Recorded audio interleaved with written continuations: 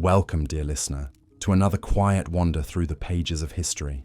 Tonight, we'll be exploring a forgotten chapter of ancient life, one that still echoes softly through time.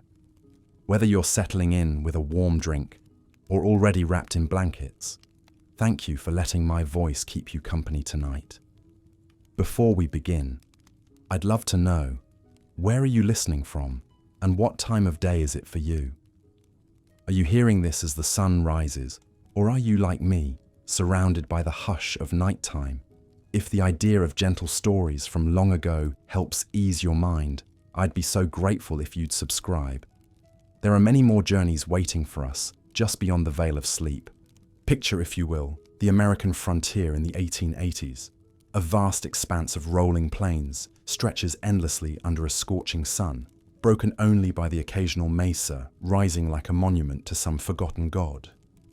The air shimmers with heat waves, and tumbleweeds dance across the barren landscape, pushed by winds that carry the scent of sage and dust.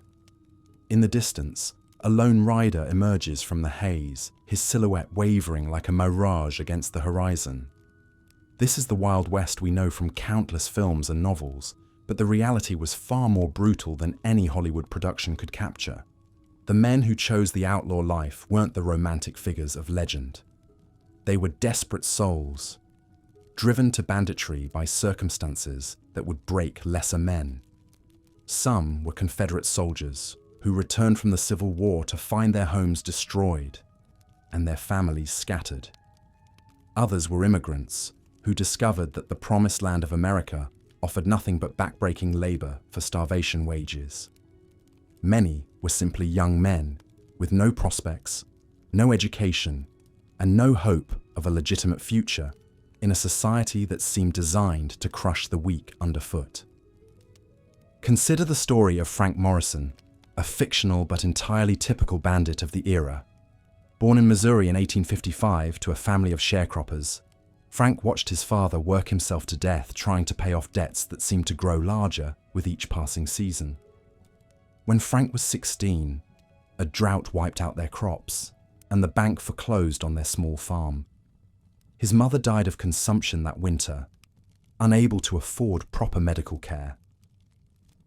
With nothing left to lose, Frank drifted west, carrying only a worn-out Colt revolver that had belonged to his father, and a burning resentment against a world that had shown him nothing but cruelty. The transformation from desperate young man to hardened outlaw didn't happen overnight. Frank's first crime was stealing a horse from a wealthy rancher who owned thousands of acres, while families like Frank's starved. The theft was born of necessity rather than greed. Frank needed transportation to reach the next town where he hoped to find work. But once you crossed that line, once you became a wanted man, there was rarely a way back to respectability. The life of a bandit was one of constant movement and perpetual fear. They slept with one eye open, never knowing when a posse might appear on the horizon or when a fellow outlaw might decide that the bounty on their head was worth more than their partnership.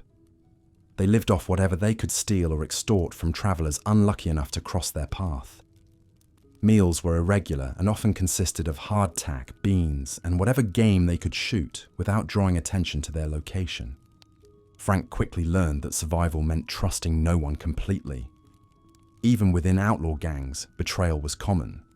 Partners would turn on each other for a larger share of stolen goods, or simply to collect the reward money that seemed to follow every bandit like a shadow. The bonds between outlaws were forged in shared danger, but could be broken just as easily by greed or desperation. The physical toll of the outlaw life was immense. Days spent in the saddle under the merciless sun left men weathered and prematurely aged. Their hands became calloused from gripping reins and weapons, their backs permanently bent from sleeping on hard ground. Many developed chronic pain from old gunshot wounds that had healed poorly without proper medical attention. Dental problems were rampant, as were various diseases picked up from contaminated water sources and poor sanitation. Frank's gang, like most outlaw groups, operated from remote hideouts in Badlands that offered natural protection from pursuit. These camps were Spartan affairs, consisting of little more than lean-to shelters and fire pits that had to be carefully concealed to avoid detection. The men lived like wolves, constantly alert for danger and ready to abandon their temporary homes at a moment's notice. The psychological pressure was perhaps even more devastating than the physical hardships. The constant stress of being hunted took its toll on men's minds. Many outlaws turned to alcohol or laudanum to numb their fears, creating new problems that only made their situations more desperate. Paranoia was common, as was depression. Some men simply couldn't handle the isolation and would surrender to authorities, preferring the certainty of prison or execution to the endless uncertainty of life on the run. Frank witnessed firsthand how the outlaw life destroyed men from the inside out. He watched strong, proud men reduced to trembling shadows of themselves, jumping at every sound and seeing enemies in every stranger's face. Some lost their minds entirely, talking to themselves or to long-dead companions. Others became increasingly violent and unpredictable, lashing out at anyone who crossed them. The romanticized image of the gentleman bandit was largely a myth.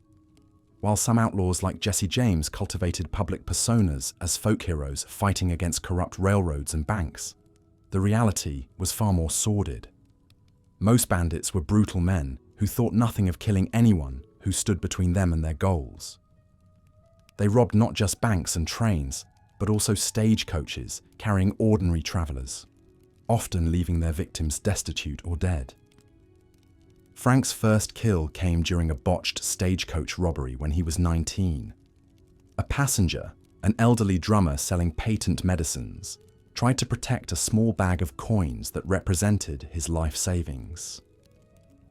In the confusion and adrenaline of the moment, Frank's gun went off, and the old man fell backward with a look of surprise frozen on his face. The memory of that moment would haunt Frank for the rest of his short life, appearing in his dreams and reminding him of how far he had fallen from the frightened farm boy he had once been. The law enforcement of the era was often as brutal as the outlaws they pursued. Sheriffs and marshals were typically former gunfighters themselves, men who had chosen to work within the system rather than against it. They showed little mercy to captured bandits, and many outlaws were shot down during attempted arrests rather than being brought to trial. The concept of due process was often ignored in favor of swift frontier justice. Posses formed to hunt outlaws were usually composed of local citizens with varying degrees of skill and motivation. Some were motivated by a genuine desire to see justice done, while others were drawn by the reward money offered for dead or alive capture of wanted men. These groups could be relentless in their pursuit, tracking outlaws for weeks or even months across vast distances. Frank learned to read the signs that indicated a posse was closing in. Fresh horse tracks, distant dust clouds, and the sudden silence of wildlife all warned of approaching danger. When pursuit became too intense, outlaws would split up, hoping to confuse their hunters and improve their individual chances of escape. These separations often became permanent, as scattered gang members would either be captured or would decide to try their luck elsewhere. The weapons that outlaws carried were tools of survival rather than symbols of power.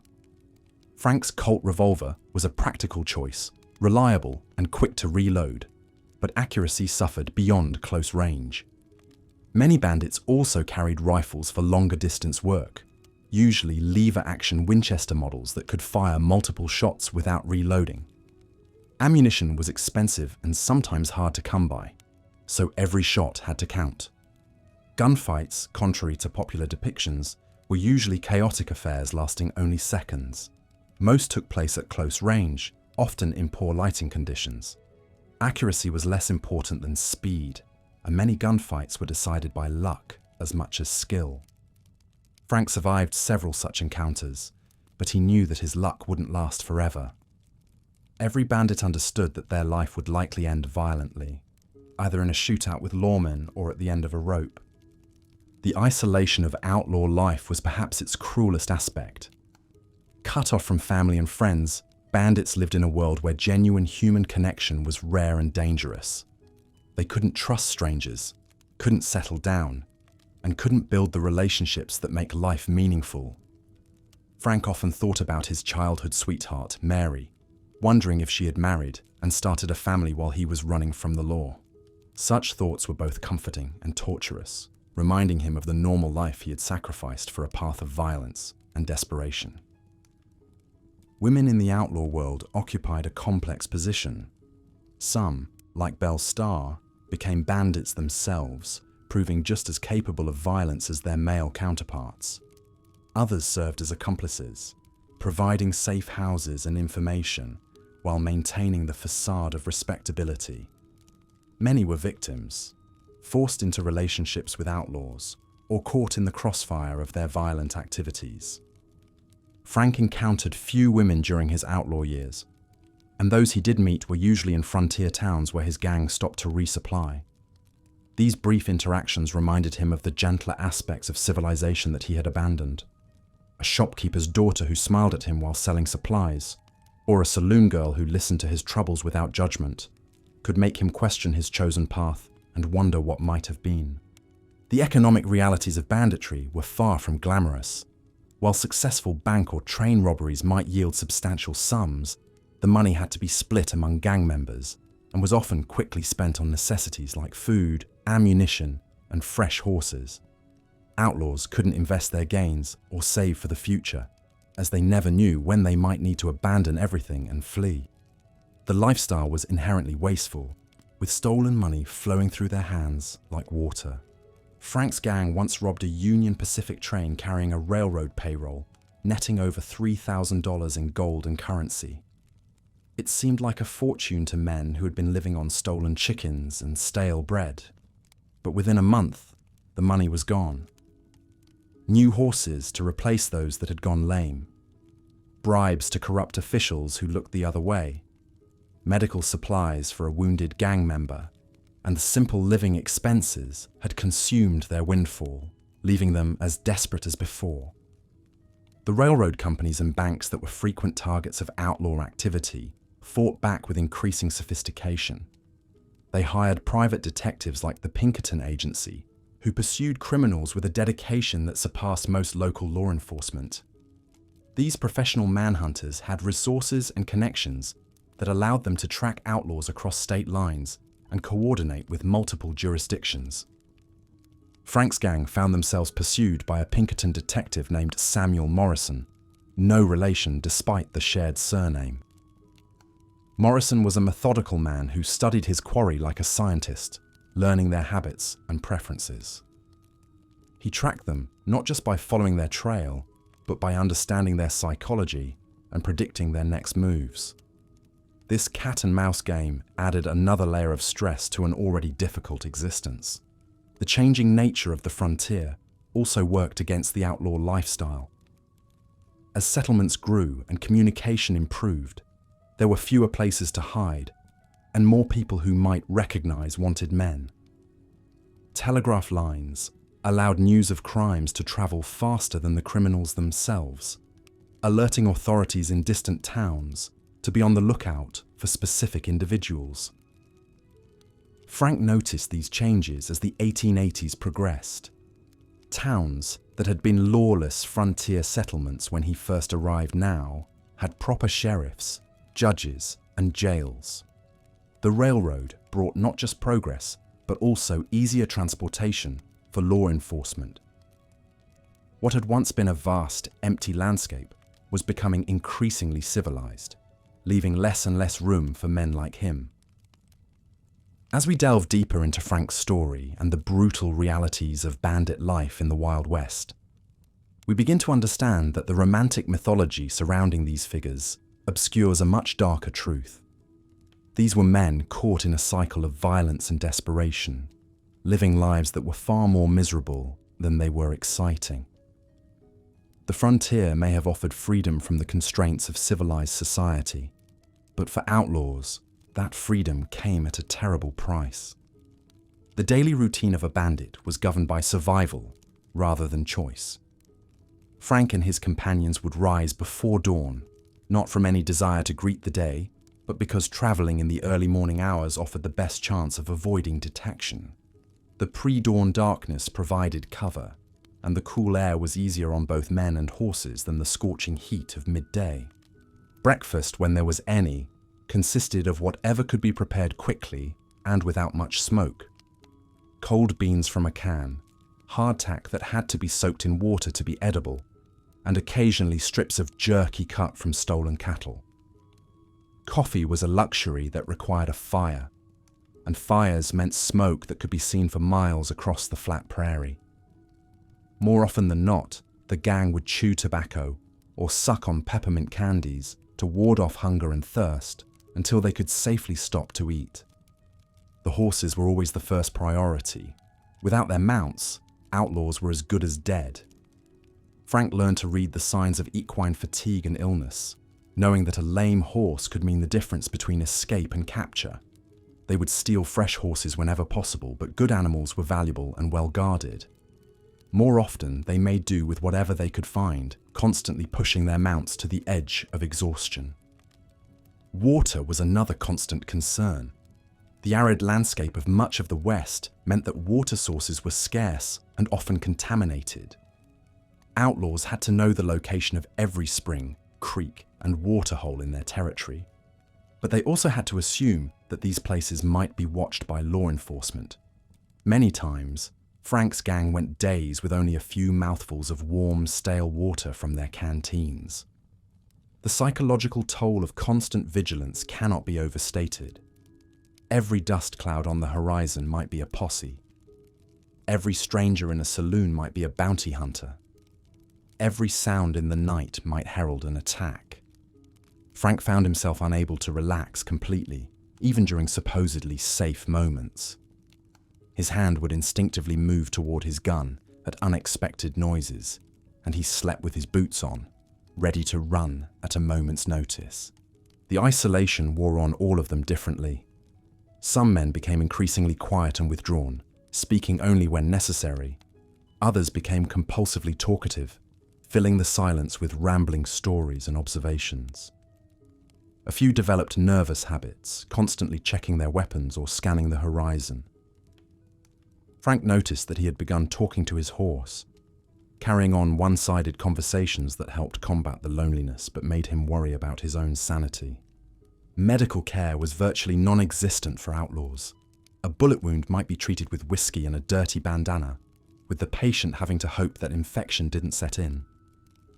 Frank watched a fellow gang member die slowly from gangrene after being shot in the leg during a botched bank robbery. The man's agonized cries echoed through their camp for 3 days before he finally succumbed, and they buried him in an unmarked grave in the Badlands. Dental problems were common and excruciating. Without access to dentists, outlaws suffered through toothaches that could last for weeks. Some would attempt to extract their own teeth using whatever tools were available, often causing more damage than relief. Frank had lost several teeth to decay and violence by his mid-20s, giving him the gaunt, weathered appearance common to men of his profession. The clothing and equipment of outlaws reflected their harsh lifestyle. Garments became patched and repatched until they were more mend than original fabric. Boots wore through quickly from constant riding and walking on rough terrain, and replacement footwear was often ill-fitting and uncomfortable. Frank's hat, originally black, had faded to a dusty brown from sun exposure and was held together with wire where the crown had separated from the brim. Personal hygiene was another casualty of outlaw life. Opportunities for bathing were rare, and soap was a luxury that few could afford. Frank and his companions often went weeks without washing, their clothes stiff with sweat and grime. The smell was overpowering, a mixture of unwashed bodies, horse sweat, gun oil, and tobacco. They became so accustomed to their own stench that they barely noticed it, but it marked them as outsiders whenever they ventured into civilized company. The relationship between outlaws and the communities they preyed upon was complex and often contradictory. While most citizens feared and despised bandits, there were always those willing to profit from their presence. Corrupt merchants would sell supplies at inflated prices, asking no questions about their customers' identities. Saloon keepers and brothel madams provided services while maintaining plausible deniability about their patrons' occupations. Frank learned to identify these willing collaborators, often through subtle signs and coded language. A particular way of displaying goods in a store window might indicate that the proprietor was open to illegal business. Certain phrases or gestures could communicate one's outlaw status without explicitly stating it. This underground network of corruption and complicity was essential to bandit survival, but also demonstrated how the lawlessness of the frontier had infected even supposedly respectable society.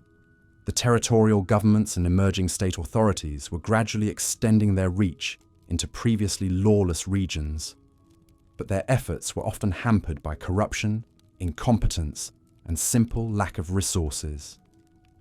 Sheriffs might be honest lawmen, genuinely trying to bring order to their communities, or they might be political appointees, more interested in personal profit than public service. Frank had encountered both types and learned to read the signs that indicated which kind of lawman he was dealing with. Some sheriffs could be bought off with sufficient bribes, while others were incorruptible and would pursue outlaws relentlessly.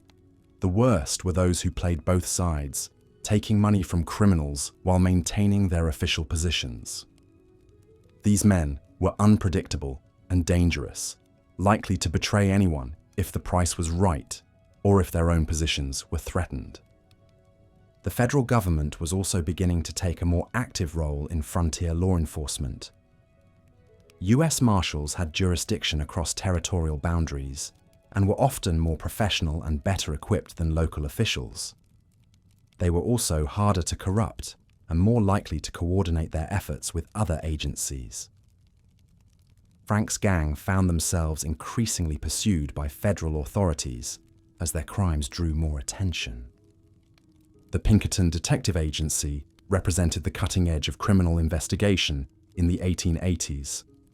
Founded by Alan Pinkerton in Chicago, the agency employed former law enforcement officers and military veterans who brought professional methods to the pursuit of criminals.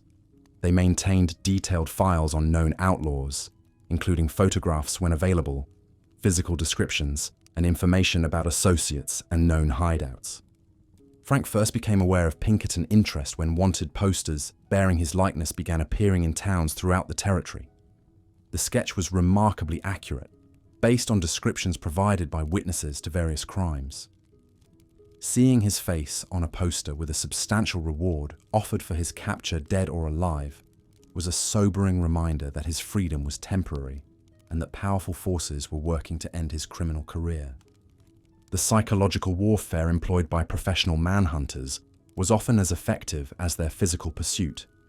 They would spread rumors designed to create distrust among gang members, sometimes claiming that one outlaw had agreed to betray his companions in exchange for leniency. These tactics succeeded in breaking up many criminal organizations, as paranoia and suspicion destroyed the bonds that held them together. Frank watched his own gang slowly disintegrate under this pressure. Men who had once trusted each other with their lives began to view their companions with suspicion. Arguments became more frequent and more violent. The camaraderie that had made their harsh existence bearable gradually gave way to mutual hostility and fear. The economic depression of the 1870s had created conditions that drove many men to outlawry. But as the decade progressed and the economy improved, legitimate opportunities became more available. Some bandits managed to abandon their criminal careers and disappear into respectable society, but this required careful planning, and often the cooperation of sympathetic citizens willing to provide false identities and references. Frank occasionally considered attempting such a transformation, but realized that his face was too well known and his crimes too serious for easy forgiveness.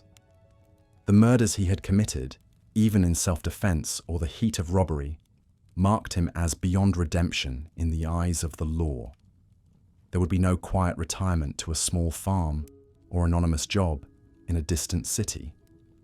His path had led to a dead end from which there was no honorable escape. The technological advances of the era also worked against outlaws in ways they often failed to appreciate.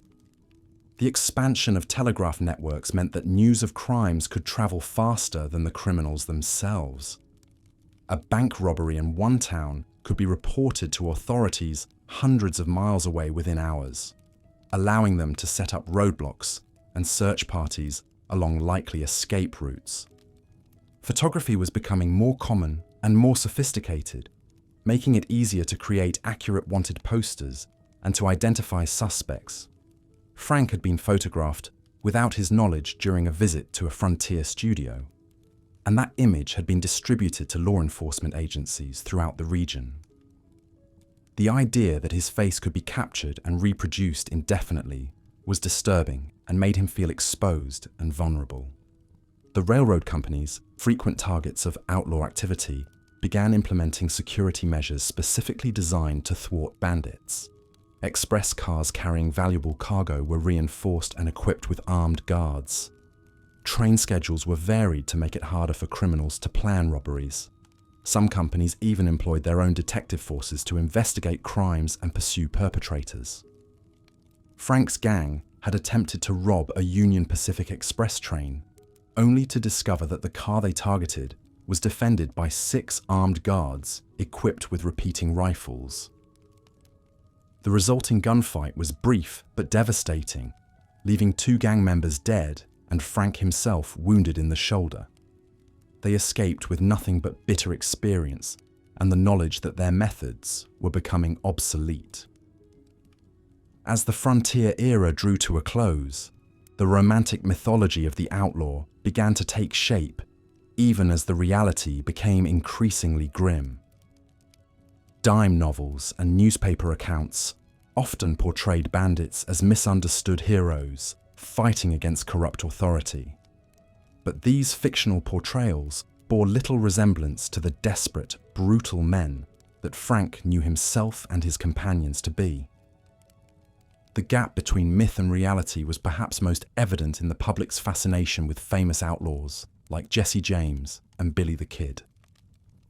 These men were elevated to folk hero status by writers and journalists who emphasized their supposed nobility while glossing over the violence and cruelty that mark their actual careers. Frank found this romanticization both amusing and insulting, as it trivialized the genuine suffering that the outlaw life entailed. As we continue to explore the brutal realities of bandit life in the Wild West, we see that Frank Morrison's story, while fictional, represents the experiences of countless men who chose or were forced onto the outlaw trail. Their lives were characterized not by adventure and excitement, but by fear, privation, and the constant awareness that death or capture lurked around every corner. The mythology of the Wild West outlaw may continue to captivate our imagination, but the truth was far more sobering than any legend could convey. Looking at your previous script and the reference materials, I'll continue with part 2 of Boring History: The Brutal Life of a Bandit in the Wild West. Here's the continuation. The harsh reality of Frank Morrison's new existence became apparent within days of joining the gang. Gone were any romantic notions of noble outlaws fighting injustice. What he found instead was a group of desperate men, most of them former Confederate soldiers who had returned from the war to find their farms burned, their families scattered, and their futures erased. Others were immigrants who had been promised prosperity in America, only to discover that survival required skills they had never learned.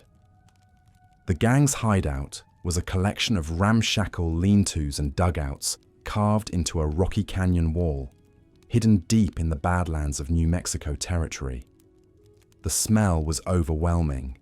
Unwashed bodies, rotting food scraps, and human waste created a miasma that hung over the camp like a permanent fog.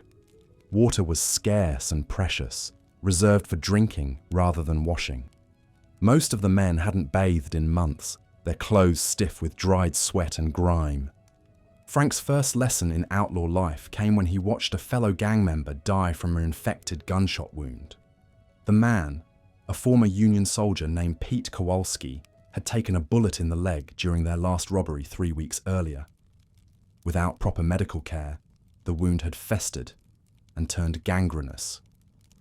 Frank watched helplessly as Pete's fever spiked and his leg turned black.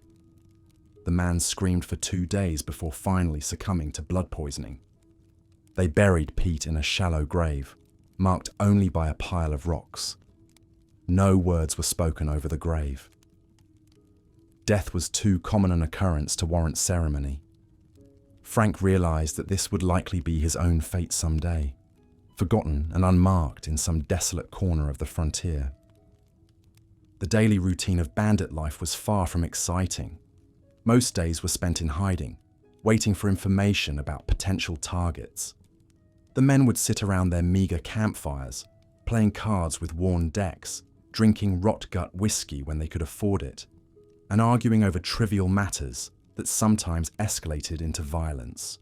Frank witnessed 2 men nearly kill each other over a disputed card game, their knives flashing in the firelight as the others formed a circle to watch. Food was always a problem. The gang survived on whatever they could steal, hunt, or scavenge. Meals typically consisted of hardtack biscuits so tough they had to be soaked in water to be edible, strips of jerky that might have been beef or horse, and weak coffee made from grounds that had been used multiple times.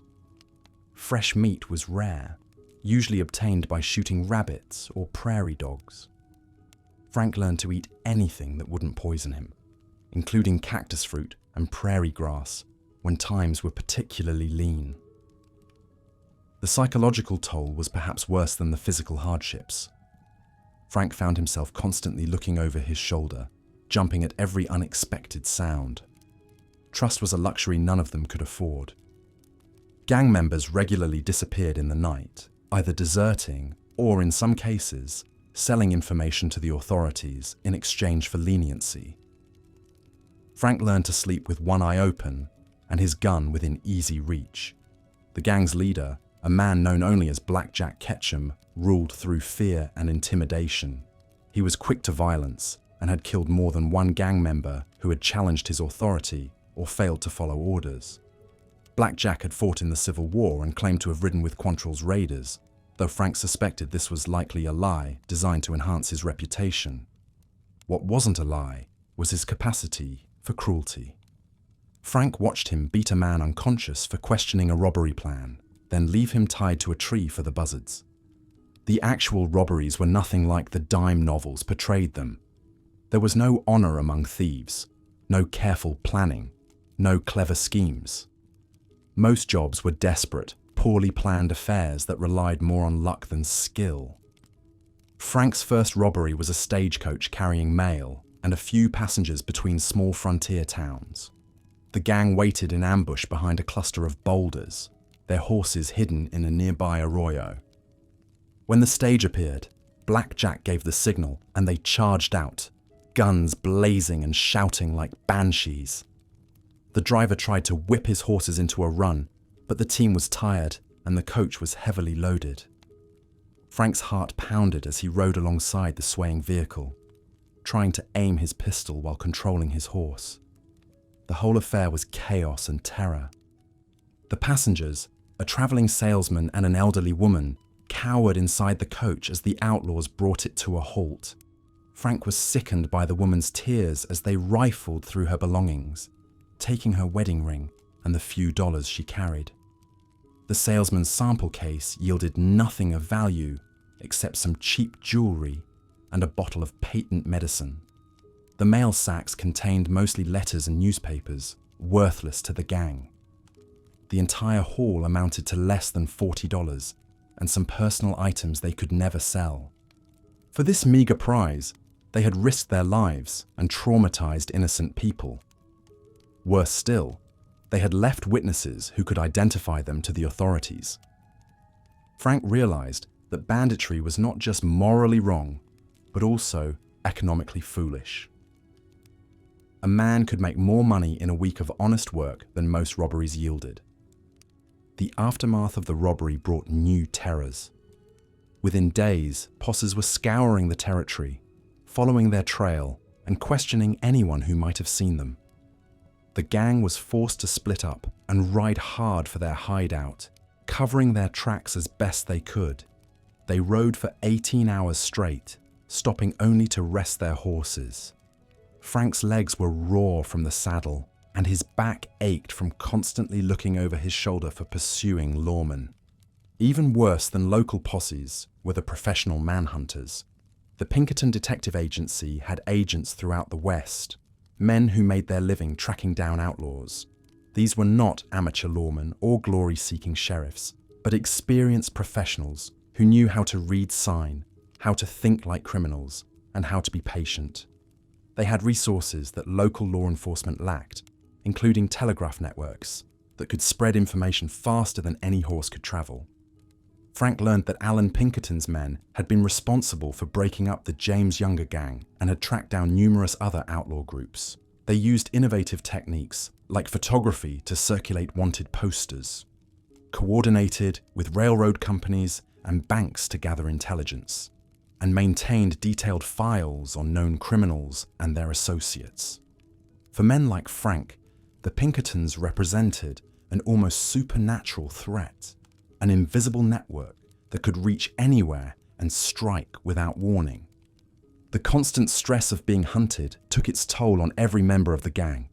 Men aged years in months, their hair turning grey and their faces becoming lined with worry.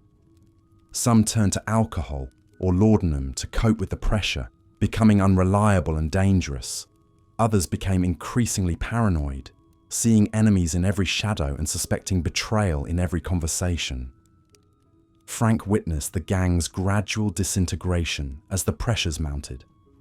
Men who had once been loyal companions began to eye each other with suspicion. Arguments became more frequent and more violent. The group's cohesion, never strong to begin with, began to fracture completely. Some members talked openly of surrendering to the authorities, while others spoke of heading to Mexico or Canada to escape the law's reach. The winter of 1884 was particularly brutal. Holed up in their canyon hideout, the gang faced temperatures that dropped well below freezing. Their shelter was inadequate, and fuel for fires was scarce. Frank nearly lost 2 toes to frostbite, and 1 gang member died of pneumonia. They survived by huddling together for warmth and burning anything that would ignite, including furniture stolen from their last raid and pages torn from books. Food became even scarcer during the winter months. Game was hard to find, and the gang's dwindling funds couldn't stretch to buy adequate supplies. Frank learned what true hunger felt like, the gnawing emptiness that made it impossible to think about anything except food. He dreamed of his mother's cooking, of hot bread and thick stew, luxuries that seemed impossibly distant from his current reality. It was during this desperate winter that Frank witnessed the final breakdown of whatever honor might have existed among the outlaws. When supplies ran critically low, Blackjack ordered a raid on a nearby homestead, occupied by a family with young children. Frank watched in horror as his companions terrorized the family, taking their meager food stores and leaving them to face the winter with nothing. The children's cries haunted Frank for weeks afterward, a reminder of how far he had fallen from the man he had once hoped to become. The raid on the homestead proved to be a fatal mistake. The family's patriarch, though intimidated during the robbery, managed to provide detailed descriptions of the gang to the local sheriff. Within a week, a large posse supported by federal marshals was closing in on their hideout. The gang's long run of relative safety was about to come to an end. Frank realized that his life as an outlaw had become a nightmare from which there seemed to be no escape. He was trapped between the law, which would show him no mercy if caught, and his fellow outlaws, who would likely kill him if they suspected he was considering surrender. Every day brought new dangers and new reasons to despair. The romantic vision of the outlaw life had been replaced by a brutal reality of violence, deprivation, and moral compromise. As he sat by the dying embers of their campfire that winter night, listening to the wind howl through the canyon and watching his companions sleep fitfully with their weapons close at hand, Frank Morrison understood that he had become something he had never intended to be. He was no longer the hopeful young man who had set out to make his fortune in the West. He was a hunted animal, living from day to day with no future beyond the next robbery or the next flight from pursuing lawmen. The transformation was complete, but it had brought him nothing except misery, fear, and the growing certainty that his story would end badly. In the morning, he would have to make a choice that would determine whether he lived or died, whether he found redemption or continued his descent into a hell of his own making. The brutal life of a bandit in the Wild West had claimed another victim, and Frank Morrison was beginning to understand that some choices, once made, could never be undone. The myth of the noble outlaw was exactly that, a myth. The reality was far darker, far more desperate, and far more human than any dime novel had ever dared to portray. Frank Morrison's calloused hands trembled as he crouched behind the rocky outcropping, the bitter Wyoming wind cutting through his threadbare coat like a knife. 3 days without food, and the posse's horses were getting closer. The romantic tales of noble outlaws that would one day fill dime novels bore no resemblance to the wretched reality of his existence. Just 18 months earlier, Frank had been a different man entirely. The son of a Missouri farmer, he'd returned from the war between the states to find his family's land stripped bare, his parents dead from cholera, and creditors circling like vultures. The banks had foreclosed on everything, leaving him with nothing but the clothes on his back and a growing bitterness toward a world that seemed designed to crush men like him. The transformation from farm boy to bandit hadn't happened overnight. It began with desperation, stealing food from merchant wagons just to survive another day. Then came the inevitable progression, joining up with other desperate men who'd been pushed beyond the breaking point by circumstances beyond their control. What started as survival became a way of life, though calling it a life was generous. The reality of bandit existence was a far cry from the tales that would later romanticize the Wild West. Frank's gang, if you could call their ragged band of 6 men a gang, lived like animals. They made camp in caves, abandoned mine shafts, and hidden canyons where the law couldn't easily follow. Their beds were rocky ground, their blankets whatever they could steal or scavenge. Sleep came in fitful bursts, always with one ear listening for the sound of approaching horses. Food was whatever they could take at gunpoint or find growing wild. Hardtack crawling with weevils, jerky so tough it barely qualified as meat, beans that had to be soaked for hours just to become edible. Frank had lost 30 pounds since taking to the outlaw trail, his once sturdy frame now gaunt and hollow-eyed. His teeth were beginning to loosen from poor nutrition, and a persistent cough racked his chest from nights spent sleeping in damp caves. Water was an even greater challenge than food. Clean sources were rare, and the alkaline water they often found in desert springs left them sick for days. Frank had watched 2 men in his gang die from drinking contaminated water, their bodies racked with fever and dysentery as they slowly wasted away in some god-forsaken canyon. The survivors had been forced to bury them in shallow graves, marked only by piles of stones that would be scattered by the first good storm. The violence that defined their existence wasn't the quick, clean gunfights depicted in later fiction. It was brutal, desperate, and often senseless. Frank had killed 4 men since becoming an outlaw, though he tried not to think about their faces in the dark hours before dawn. The first had been a stagecoach guard who'd gone for his weapon when Frank's gang attempted their robbery. The man had been young, probably not much older than Frank himself, and he died slowly, clutching his belly as blood seeped between his fingers. Each robbery was a roll of the dice with death. They targeted stagecoaches, isolated homesteads, and small-town banks, but their methods were crude and their planning poor. They had no inside information, No carefully orchestrated schemes. Instead, they relied on desperation and the element of surprise, rushing in with guns blazing and hoping for the best. More often than not, they came away with little to show for their efforts, except wanted posters bearing their likenesses. The psychological toll was perhaps worse than the physical hardships. Frank found himself jumping at shadows, unable to trust even his fellow outlaws. Paranoia became a constant companion as he watched for signs of betrayal among his own men. The bonds that had initially held their group together, forged in shared desperation and common purpose, began to fray under the constant stress of their hunted existence. Sleep brought no relief, only nightmares filled with the faces of the dead and the thunder of pursuing hooves. Frank would wake in cold sweats, his hand instinctively reaching for the Colt revolver that never left his side. The weapon had become an extension of himself, its weight both a comfort and a reminder of how far he'd fallen from the life he'd once known. The law was closing in with each passing day.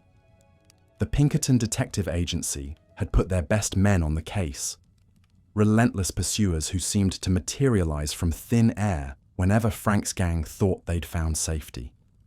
These weren't the bumbling local sheriffs they'd initially outrun, but professional manhunters with resources and determination that matched their own desperation. Frank's gang had started with 8 men. Now only 3 remained. 2 had been killed in a botched bank robbery in a Colorado mining town, their bodies left bleeding in the dust as the survivors fled into the mountains. Another had simply disappeared one night, taking his share of their meager loot and vanishing into the darkness. Frank suspected he'd either been killed by rivals or had decided to try his luck elsewhere, but he'd never know for sure. The remaining members of the gang were showing signs of cracking under the pressure. Jake Thornton, a former Confederate soldier who joined them 6 months earlier, had developed a nervous tic that made his left eye twitch constantly. He jumped at every sound and had taken to talking to himself in whispered conversations that made the others uneasy. Tom Bradley, the oldest of their group at 35, had started drinking heavily whenever they could get their hands on whiskey, becoming increasingly unpredictable and violent. Their most recent robbery had been a disaster. They'd attempted to hold up a Wells Fargo stagecoach carrying a mining company payroll, but the coach had been better defended than expected. A shootout ensued that left one passenger dead, and Frank with a bullet graze across his ribs that still hadn't properly healed. They'd escaped with less than $50, barely enough to keep them fed for a week. The wound in Frank's side had become infected, the flesh around it red and swollen despite his attempts to clean it with whiskey. He could feel fever building in his system, and he knew that without proper medical attention, he might not survive another week. But doctors asked questions, and questions led to wanted posters and telegraph messages to law enforcement agencies across the territory. As the sound of the posse grew closer, Frank reflected on the choices that had brought him to this moment. He told himself that he was fighting against an unjust system, that he was taking from those who had taken from him. But the truth was simpler and more bitter. He'd become exactly what the world had expected him to become. A desperate man with nothing left to lose, clinging to life by his fingernails while the forces of civilization closed in around him. The irony wasn't lost on him that the very society he'd turned against was the same one that would eventually mythologize men like him. In years to come, dime novelists would write breathless tales of noble outlaws fighting for justice against corrupt officials and greedy railroad barons. They would transform desperate, half-starved criminals into romantic heroes, men of principle standing against the tide of progress and corruption. But Frank knew the truth. There was nothing noble about slowly starving in a cave. Nothing romantic about watching your companions die from infected wounds or contaminated water. There was no honor in terrorizing innocent travelers or shooting down men who were simply trying to do their jobs. The outlaw life was brutish, short, and filled with the kind of suffering that broke men's souls long before it broke their bodies. The sound of horses was getting closer now, and Frank could hear the voices of the men hunting him. Soon he would have to make a choice: surrender and face the hangman's noose, or make one last desperate stand against impossible odds. Either way, his story was nearing its end, just another cautionary tale in the unforgiving landscape of the American West. Frank Morrison had dreamed of redemption once, of somehow making his way back to respectability and a normal life. But those dreams had died somewhere along the trail, buried alongside the men he'd killed and the innocents he'd lost. Now there was only the wind, the approaching hoofbeats, and the cold metal of the gun in his hand as he prepared to write the final chapter of his brief, violent existence in the Wild West. Looking at your script summary and the reference materials, I'll continue part 4 from where you left off, focusing on Frank Morrison's story while exploring the brutal realities of bandit life in the Wild West.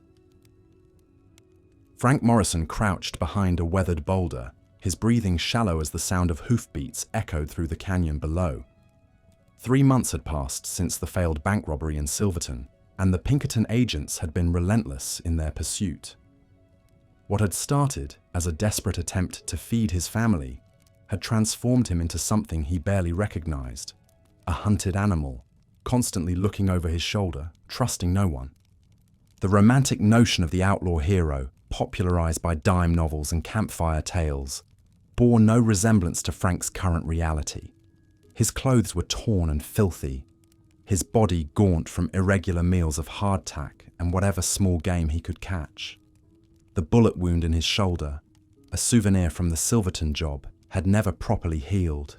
It throbbed constantly, a reminder of how quickly violence could turn against you in this unforgiving world.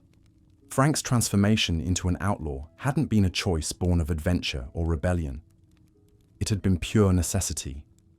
The war had left him with nothing but scars, both visible and hidden. His small farm in Kansas had been burned during Quantrill's raids.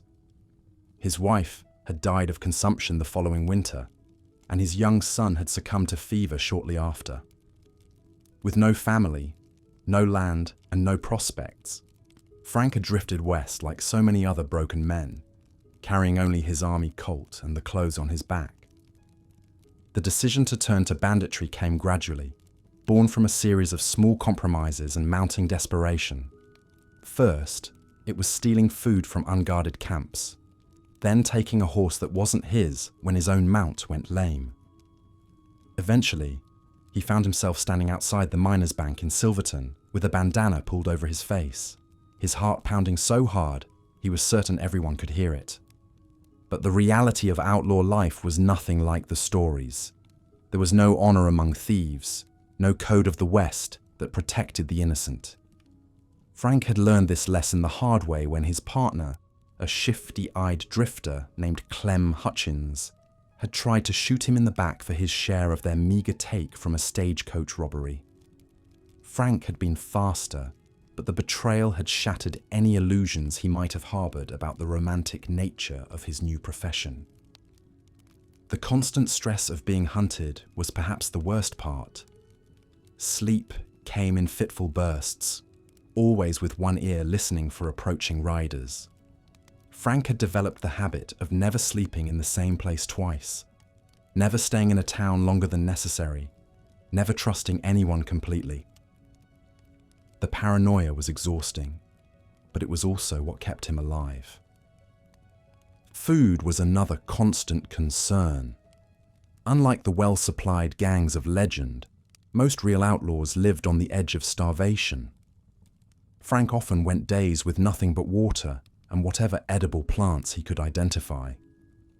When he did manage to secure food, through theft, purchase with stolen money, or the rare act of kindness from a sympathetic soul, he ate it quickly, never knowing when his next meal might come. The isolation was perhaps worse than the hunger. Frank had been a social man before the war, someone who enjoyed conversation and companionship. Now, human contact was a luxury he could rarely afford. Most people who might recognize him posed a threat, and those who didn't were usually best avoided anyway. The loneliness ate at him like a cancer, making him question not just his choices, but his sanity. Disease and injury were constant threats with no access to proper medical care.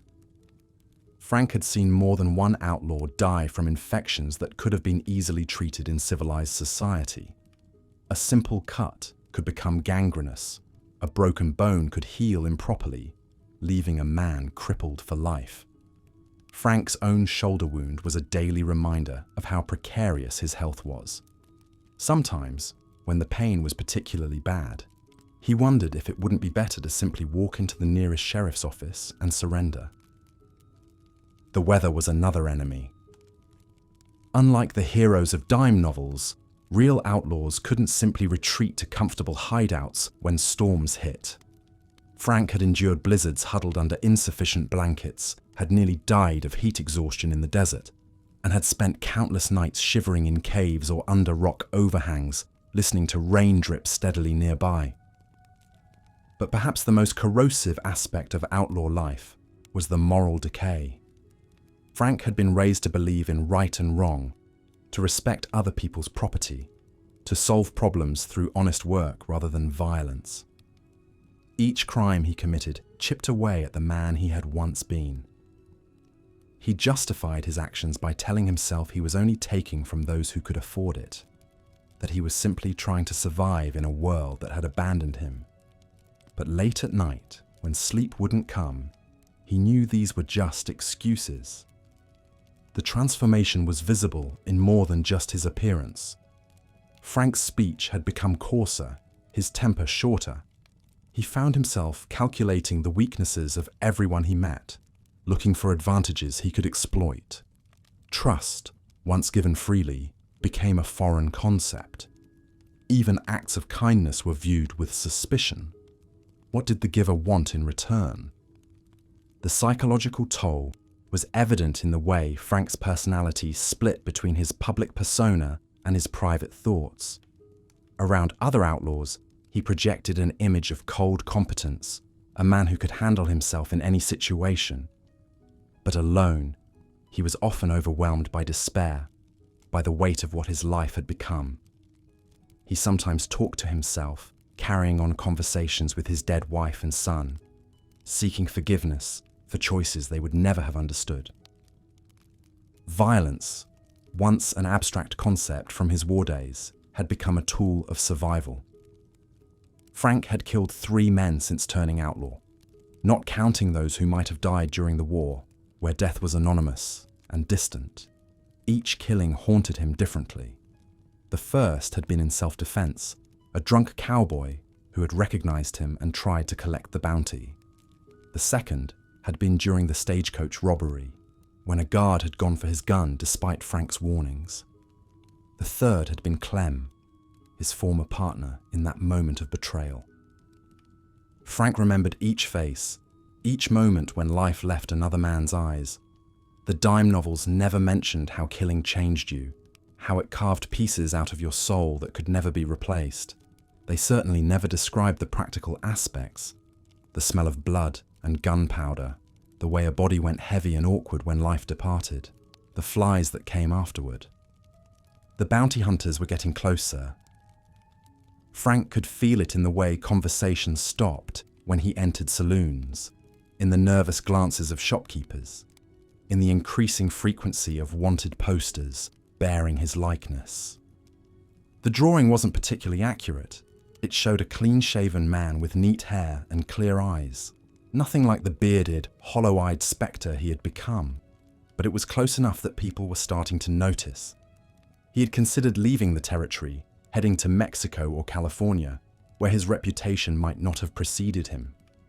But travel required money, and money required jobs, and jobs for men like Frank Morrison inevitably meant more violence, more risk, more steps down the path he was already traveling. The irony wasn't lost on him that in trying to escape the poverty and powerlessness that had driven him to outlawry, he had only succeeded in making his situation worse. Now he was not just poor, but hunted, not just powerless, but completely outside the protection of law and society. The very acts that were supposed to provide him with resources and freedom had instead trapped him in a life of constant fear and degradation. As the hoofbeats below grew fainter, Frank allowed himself to relax slightly. Another close call, another day survived. But survival had become the only victory he could claim, and even that felt increasingly hollow. He thought of the farmers and merchants he had robbed, wondering if any of them had families depending on the money he had taken. The thought made his stomach clench with something beyond hunger. This was the reality of bandit life in the Wild West, not the glamorous adventure of legend, but a grinding existence of fear, violence, and moral compromise.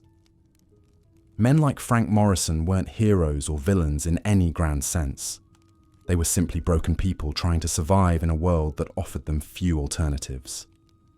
Their stories ended not in blazes of glory, but in unmarked graves, prison cells, or the slow dissolution of everything that had once made them human. The sun was setting, painting the canyon walls red like blood. Frank Morrison gathered his meager possessions and prepared to move again. Always moving, always running, always one step ahead of the reckoning that he knew, deep in his heart, was inevitable.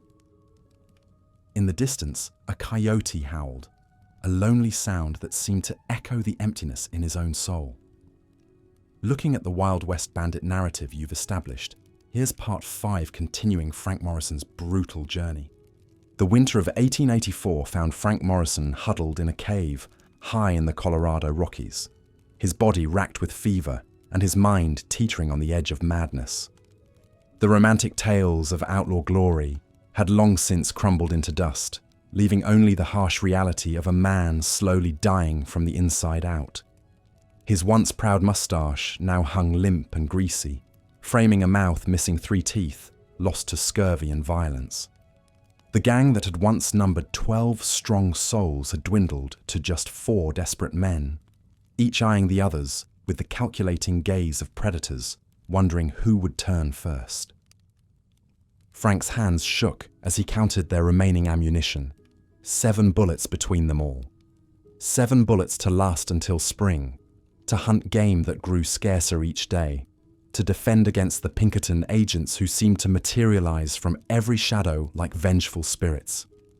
The irony wasn't lost on him that he'd spent more bullets in a single bank robbery back in '81 than he now possessed to keep himself alive through the bitter mountain winter.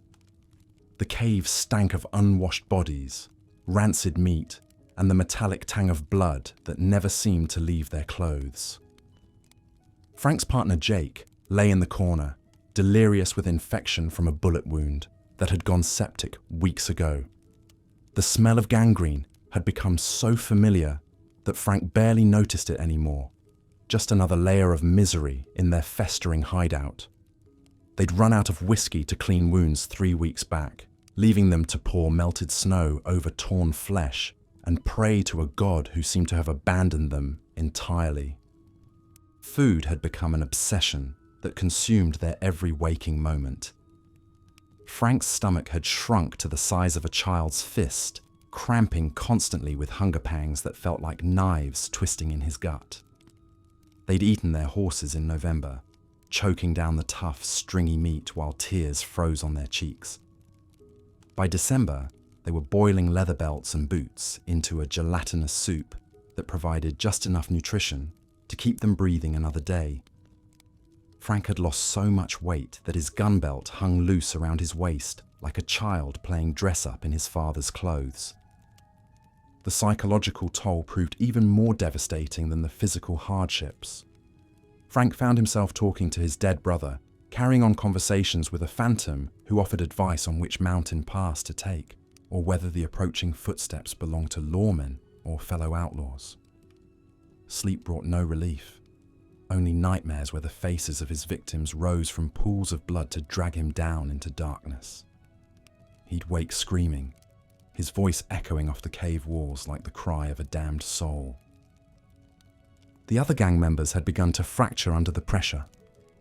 Billy Craddock had developed a nervous twitch that made his left eye flutter constantly, and he'd taken to counting his breaths aloud in sets of 10 over and over until Frank wanted to strangle him just for the blessed silence. Tom Wheeler had stopped speaking entirely, communicating only in grunts and gestures, his eyes holding the 1,000-yard stare of a man who'd seen too much death and dealt too much pain. When the blizzard hit in January, sealing them in the cave for 6 days straight, Frank began to understand that this wasn't just hardship. This was judgment. The wind howled like the voices of every innocent person they'd terrorized, and the cold seeped into their bones with such vicious intensity that Frank wondered if hell might actually be a place of ice rather than fire. They burned everything they could find, wanted posters with their own faces, playing cards worn smooth by desperate hands, even pages torn from Jake's Bible, in moments of such desperation that blasphemy seemed like a luxury they could finally afford. The Pinkertons had been relentless in their pursuit, displaying a professional patience that unnerved Frank more than any cavalry charge ever could. These weren't the bumbling local sheriffs they'd outrun in their early days. These were men who studied their prey like scientists, learning their habits, their weaknesses, their fears. Frank had found their calling cards left at previous hideouts, a single bullet placed deliberately on a rock, or their names carved into a tree trunk with surgical precision. The message was clear. We know where you've been, and we know where you're going. Detective Samuel Harrison had become Frank's personal nemesis, a ghost who seemed to anticipate every move. Harrison had lost a partner to Frank's gang during a shootout in Kansas, and the pursuit had become personal. Frank had seen the man's photograph in a newspaper, noting the cold intelligence in his eyes and the set of his jaw that spoke of absolute determination. This wasn't a man who would give up or be bought off or scared away. This was judgment incarnate, patient and inexorable as death itself. The realization that death was stalking them had changed the dynamic within the gang completely. Trust, already fragile, evaporated like morning mist. Frank caught Billy going through his saddlebags one night, looking for hidden money or ammunition. Tom had started sleeping with his gun drawn, and Frank noticed that the man's eyes followed him constantly, calculating distances and angles like a predator sizing up potential prey. The bonds that had once held them together, shared danger, mutual dependence, the camaraderie of outlaws against the world, had corroded into suspicion and barely contained violence. Frank's own moral compass had long since shattered beyond repair. The man who'd once felt guilty about stealing bread from a general store now found himself capable of acts that would have horrified his younger self. When they'd stumbled across a lone traveller in November, Frank hadn't hesitated to put a bullet in the man's head for his coat and boots. The stranger's crime had been nothing more than being alone and vulnerable in their path. Frank had rifled through the corpse's pockets with hands steady as stone, feeling nothing but mild disappointment at finding only $3 and a handful of peppermint candy. The transformation felt complete when Frank caught himself eyeing Jake's infected body and calculating how long the meat might last if properly preserved in the snow. The thought had come unbidden, practical and horrible, and Frank realized that whatever he'd once been, farmer, family man, even simple criminal, had been burned away by the brutal necessities of survival. He was becoming something feral, something that belonged more to the animal kingdom than to human society. Spring seemed like a cruel myth as February ground on with no sign of warming. Frank's beard had grown wild and matted, home to lice and bits of frozen food that he'd forgotten to clean away. His clothes had taken on the consistency of armor, stiff with dried blood, sweat, and filth that had accumulated over months of desperate living.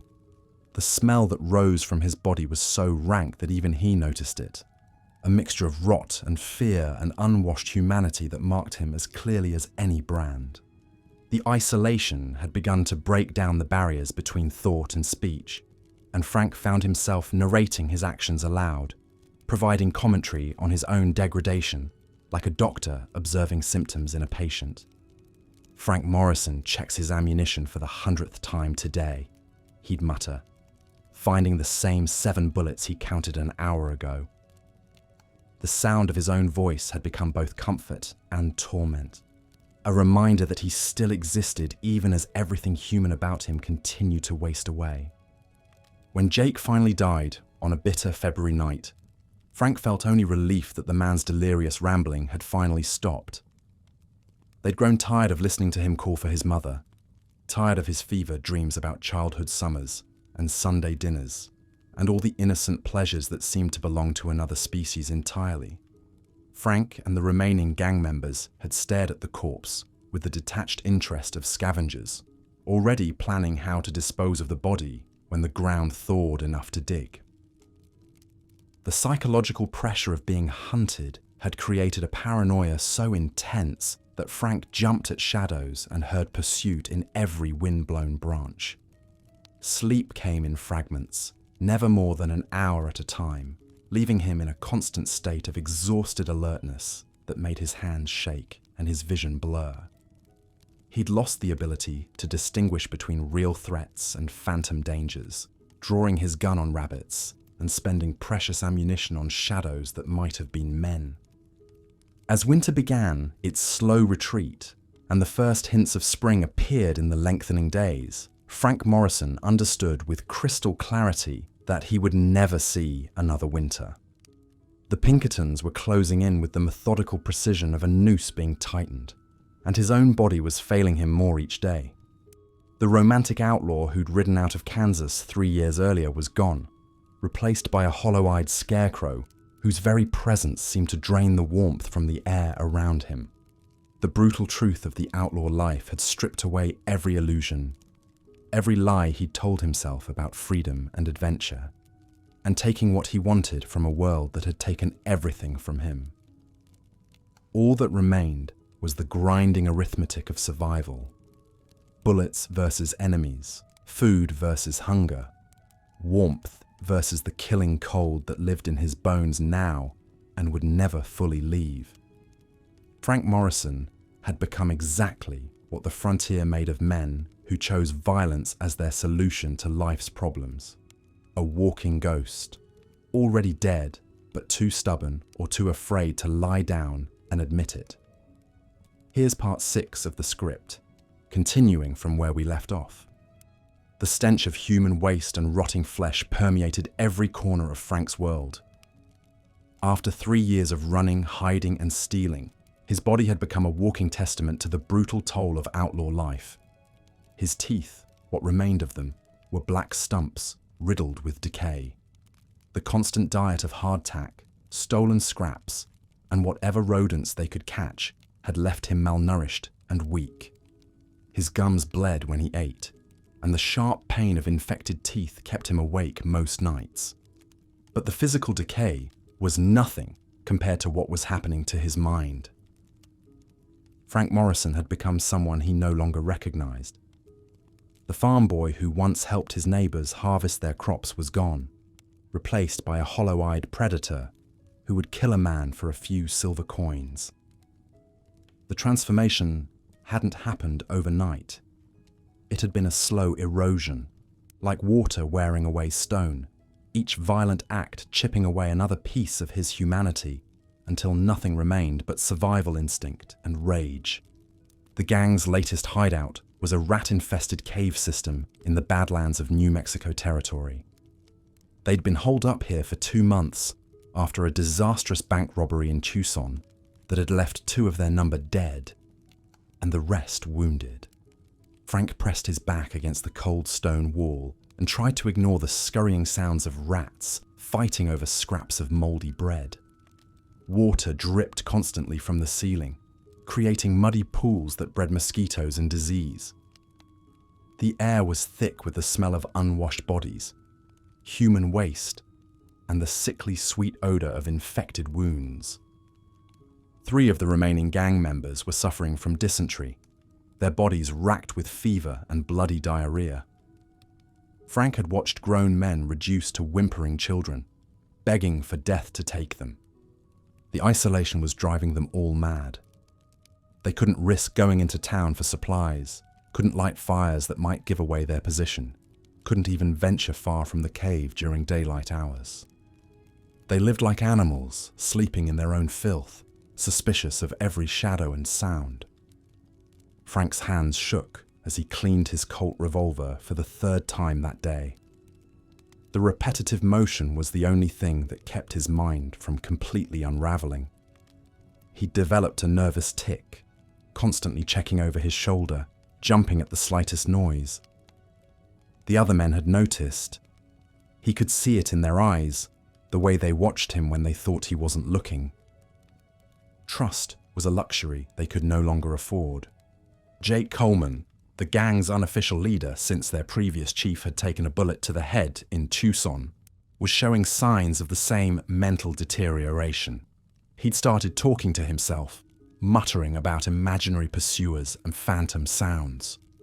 Last week, Frank had found him standing at the cave entrance at 3 a.m, his rifle aimed at nothing, convinced he'd seen a Pinkerton agent in the moonlight. "They're coming for us," Jake whispered, his voice barely audible over the constant dripping. "I can feel them getting closer." Frank said nothing. They were all feeling it now, the invisible noose tightening around their necks. The Pinkerton Detective Agency had put substantial bounties on their heads, and every lawman, bounty hunter, and desperate citizen in 3 territories was looking for them. There was nowhere left to run. The irony wasn't lost on Frank. They'd turned to banditry for freedom, for the chance to escape the grinding poverty and hopelessness of legitimate life. Instead, they'd traded one prison for another, exchanging the chains of honest labor for the shackles of constant fear and paranoia. Food was running dangerously low.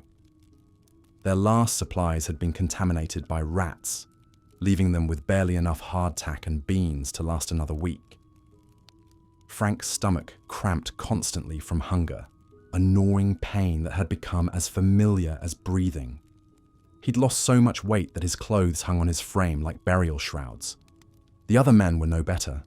Tommy Briggs, barely 19 years old, had aged a decade in the past year.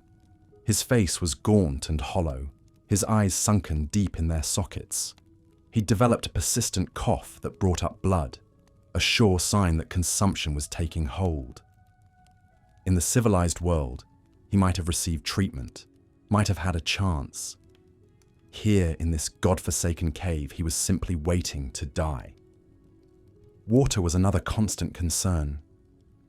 The small stream that trickled through the back of the cave was their only source, and it was contaminated with bat droppings and God knows what else. They'd all suffered bouts of illness from drinking it, but the alternative was death by dehydration. Frank had learned to strain it through his shirt and let it settle before drinking, but he could still taste the foulness with every sip. Personal hygiene had become impossible. They stank like corpses, their clothes stiff with sweat, blood, and grime. Frank's hair was matted and crawling with lice. His skin was covered in sores and rashes from the constant filth and poor nutrition. Open wounds festered without proper care, attracting flies and breeding infection.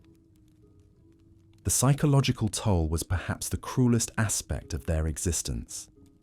Frank found himself thinking more and more about his childhood, about the simple pleasures he'd taken for granted.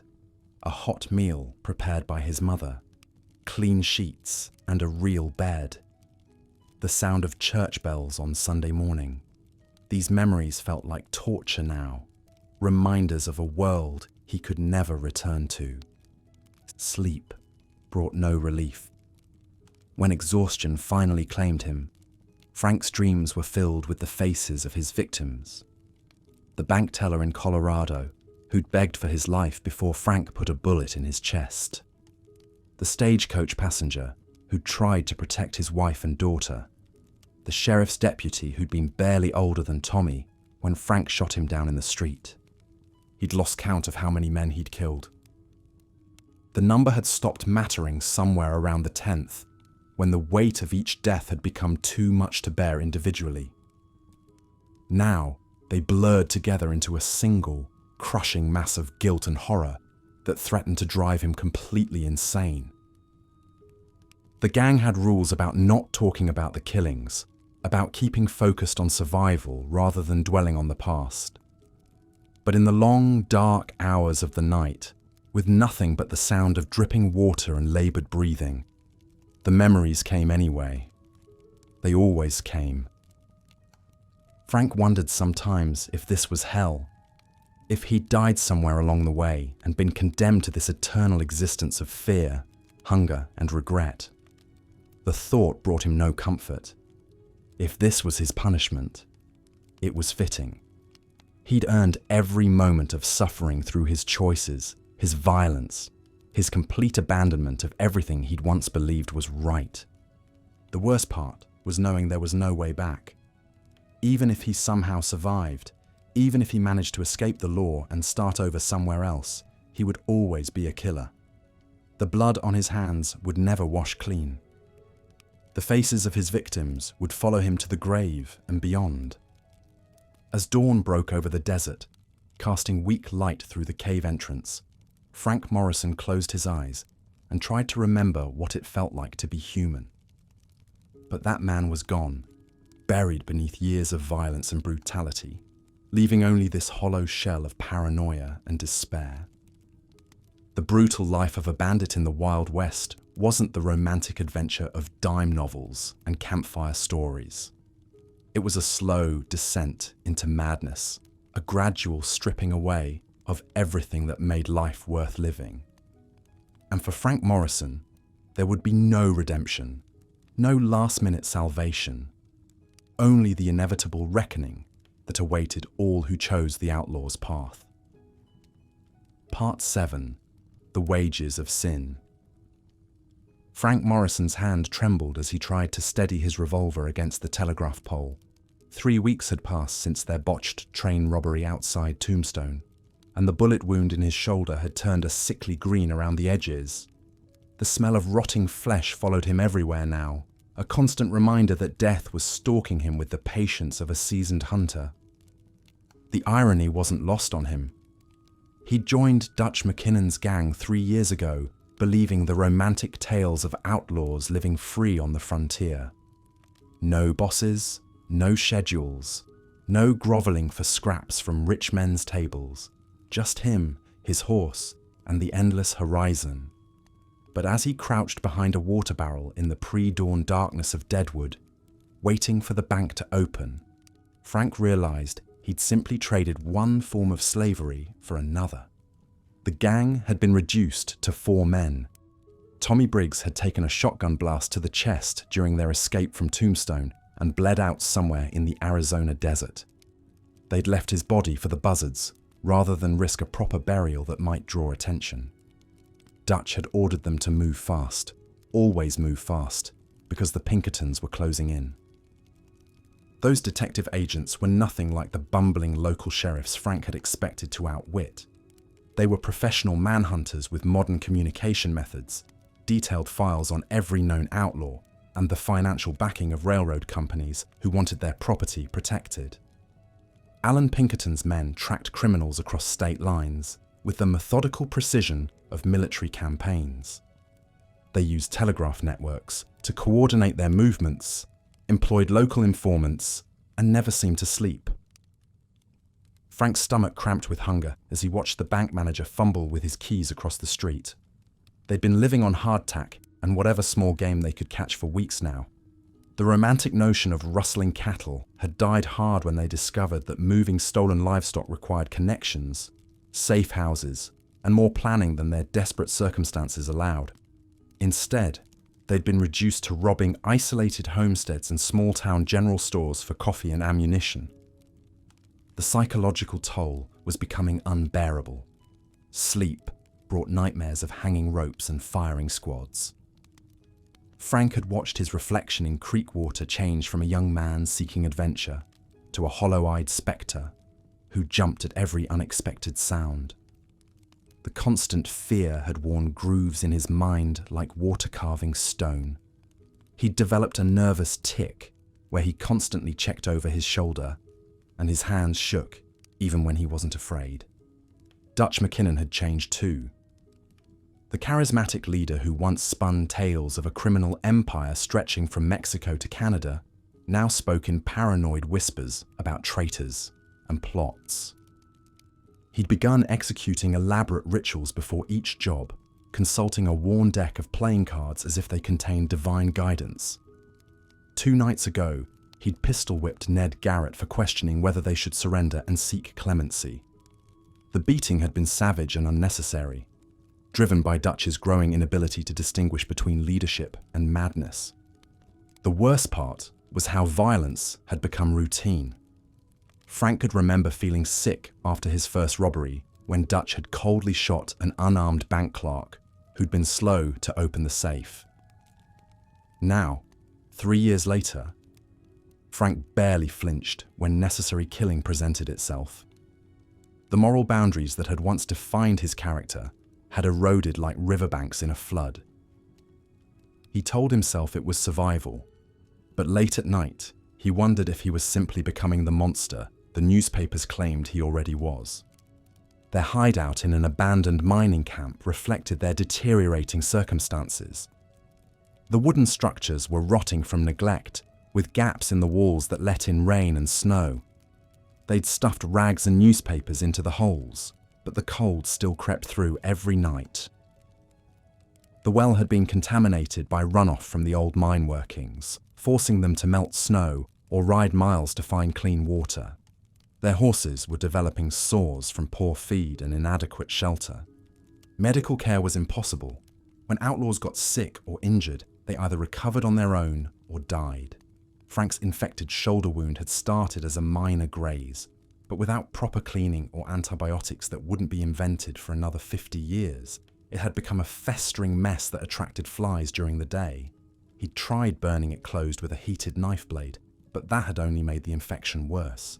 Now green pus leaked through his shirt, and he could feel the poison spreading through his bloodstream.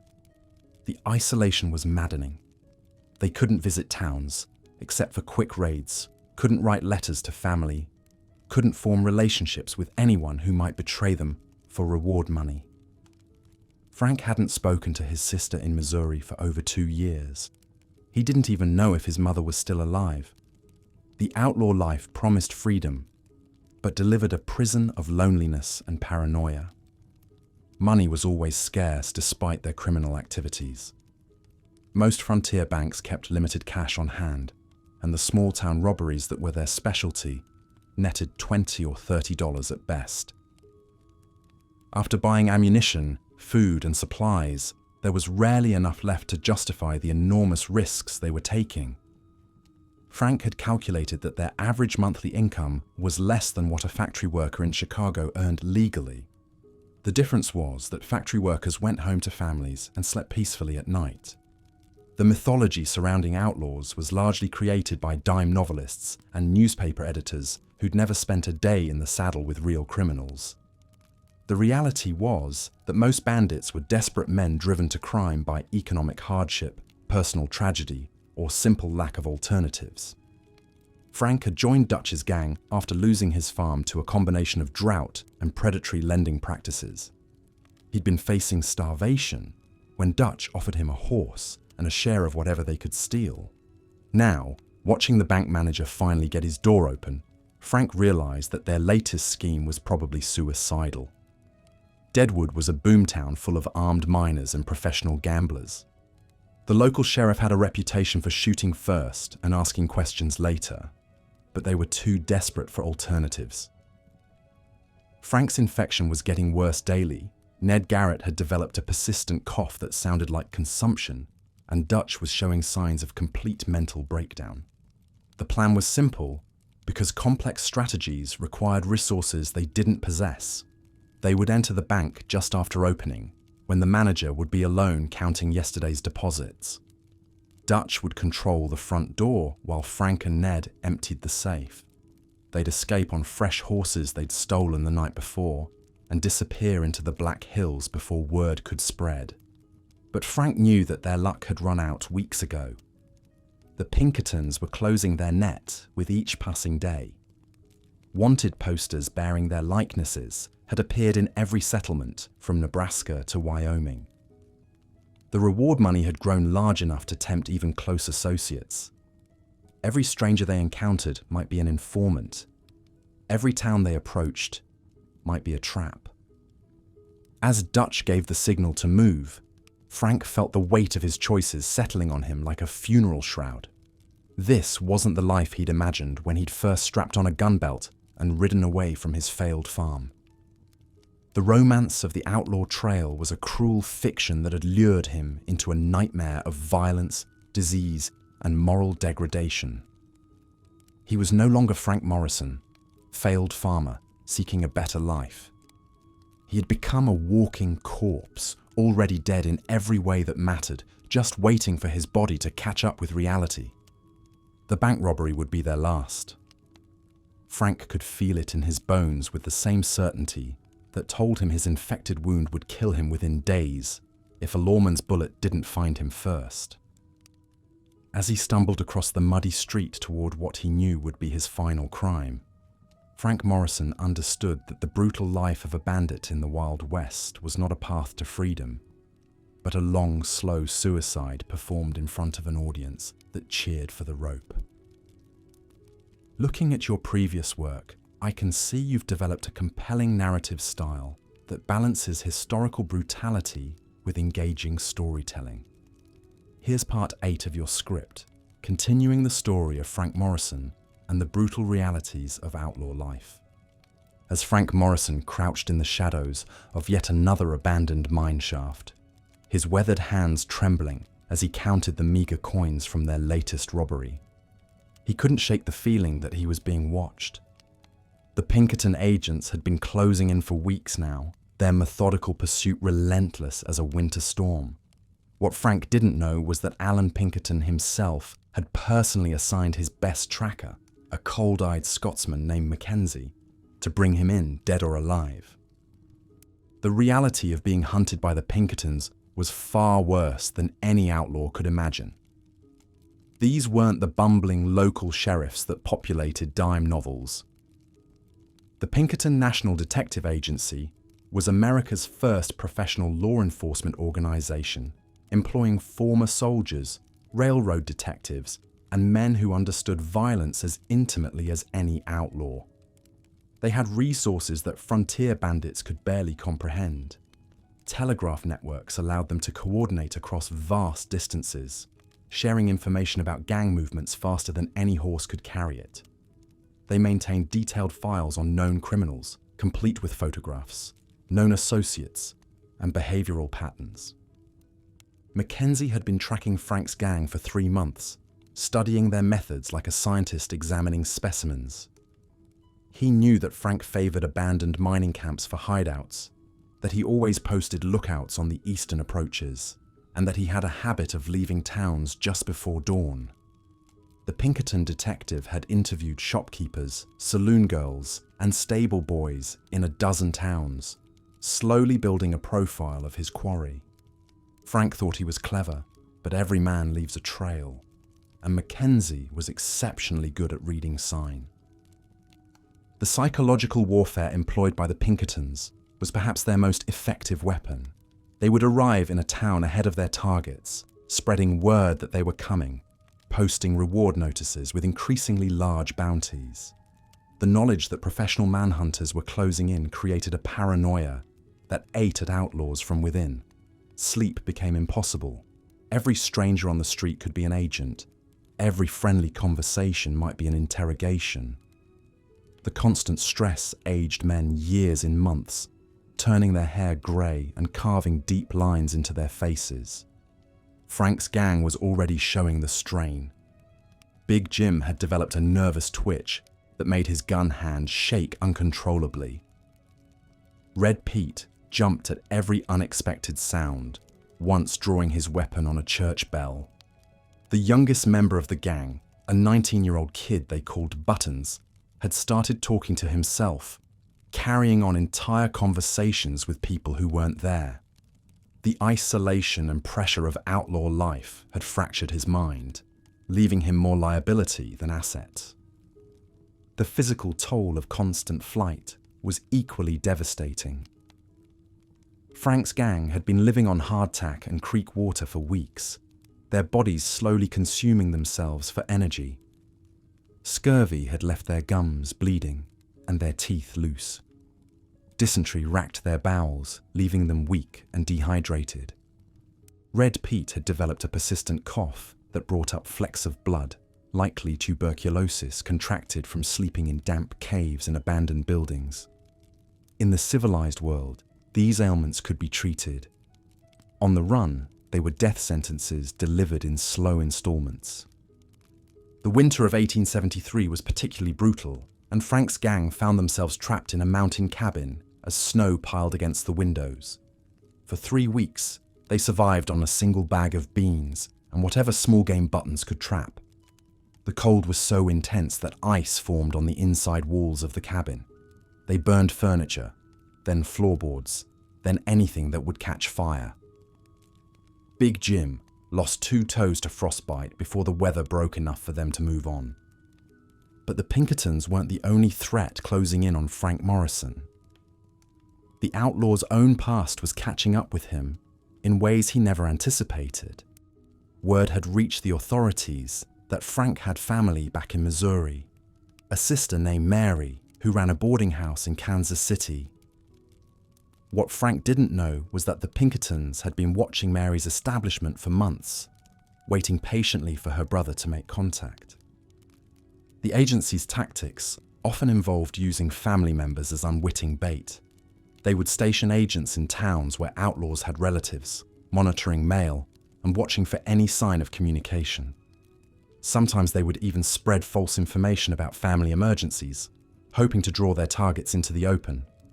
The emotional manipulation was as ruthless as any physical pursuit, exploiting the very human connections that made life bearable. Frank's sister Mary had no idea that her weekly letters to a post office box in Denver were being intercepted and read by federal agents. Her innocent updates about neighborhood gossip and family news provided the Pinkertons with valuable intelligence about Frank's movements and state of mind. When she mentioned that their mother was ill and asking for Frank, the agents knew they had found their leverage. The psychological profile that Mackenzie had developed suggested that Frank Morrison, despite his criminal activities, retained strong family loyalty. The detective wagered that news of his mother's illness would eventually draw the outlaw back to Missouri, regardless of the risk. It was a patient game, but the Pinkertons were nothing if not patient. Meanwhile, Frank's gang was falling apart from within. The stress of constant pursuit had created fractures that widened with each passing day. Big Jim blamed Red Pete for their current predicament, claiming that Pete's distinctive red hair made them too easily identifiable. Red Pete, in turn, accused Buttons of being a jinx, pointing to the string of failed robberies since the young man had joined the gang. The paranoia was infectious, spreading through the group like a disease. Trust, the most precious commodity in outlaw society, had become a luxury they could no longer afford. Each man slept with his gun within reach, not just for protection from outside threats, but from his own companions. The bonds that had once held them together as a gang were dissolving under the relentless pressure of their hunted existence. The reality was that most outlaw gangs didn't survive their first year intact. Death, capture, or betrayal claimed the majority within months of their formation. Those that lasted longer often did so only because they were lucky enough to avoid the attention of professional lawmen. Once the Pinkertons or federal marshals took an interest, the odds shifted dramatically against the criminals. Frank Morrison's story was playing out exactly as Alan Pinkerton had predicted when he first established his agency. The romantic notion of the noble outlaw would crumble under the weight of professional law enforcement, systematic investigation, and the simple reality that crime, ultimately, didn't pay. The West was being tamed not by gunfighters and vigilantes, but by men with badges, telegraphs, and the patience to see justice done properly. As Frank huddled in that mine shaft, counting his pathetic handful of coins, He was already a dead man walking. He just didn't know it yet. The net was closing, and there would be no dramatic last stand, no blaze of glory. Just the cold, methodical efficiency of professional manhunters doing their job. The brutal life of a bandit in the Wild West was coming to an end, not with the crack of gunfire, but with the quiet click of handcuffs and the scratch of a pen signing a death warrant.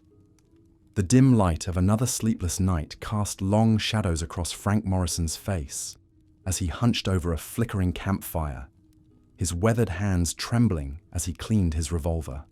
The weight of his choices pressed down on him like the heavy silence of the Wyoming wilderness that surrounded his makeshift camp.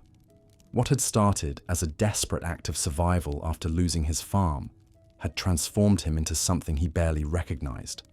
A man whose name was whispered in saloons and whose face adorned wanted posters from Denver to Dodge City. The romantic tales of noble outlaws riding into sunsets were nothing more than cruel fiction. Frank's reality was a relentless nightmare of constant fear, gnawing hunger, and the suffocating knowledge that every dawn might be his last. His gang, once bound by desperation and dreams of easy money, had slowly disintegrated under the crushing pressure of their hunted existence. Tommy Red Sullivan had been gunned down outside a bank in Tombstone, his blood painting the dusty street crimson. Jake Martinez had simply vanished one night, leaving behind only his horse and a note that read, "I can't do this anymore." The others who remained were shells of their former selves, paranoid, trigger-happy men who slept with one eye open and trusted no one completely. They moved from hideout to hideout like wounded animals, never staying in one place long enough to call it home.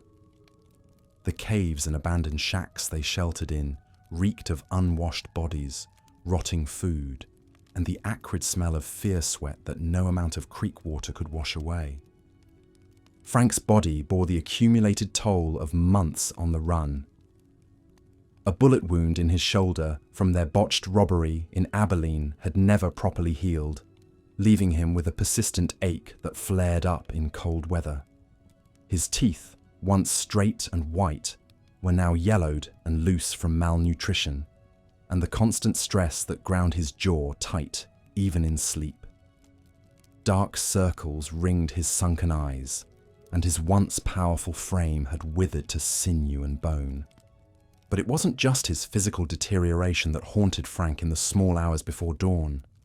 It was the slow erosion of his humanity, the way violence had become as natural as breathing. He could still remember the shock he'd felt during their first robbery, when he'd struck an elderly bank clerk with the butt of his gun. Now, such acts barely registered in his consciousness. The line between survival and savagery had blurred beyond recognition. The Pinkerton Detective Agency had been tracking them for months, their methods as relentless as they were sophisticated. Unlike the bumbling local sheriffs Frank had initially outmaneuvered, the Pinkertons operated with military precision.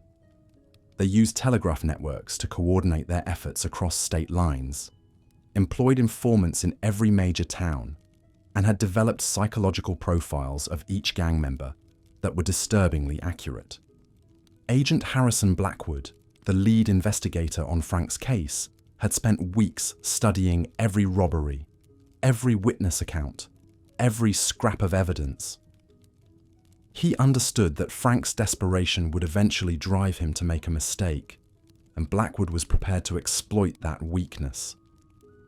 The detective had already turned two of Frank's former associates, offering them reduced sentences in exchange for information about the gang's hideouts and planned targets.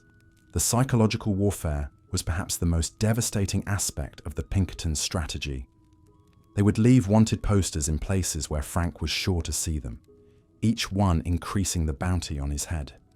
They spread rumors through saloons about which gang members were secretly cooperating with authorities, sowing seeds of distrust that grew into paranoid accusations and violent confrontations within the group. Frank's remaining companions, Dirty, Pete Kowalski, and young Billy Hawthorne, were cracking under the pressure.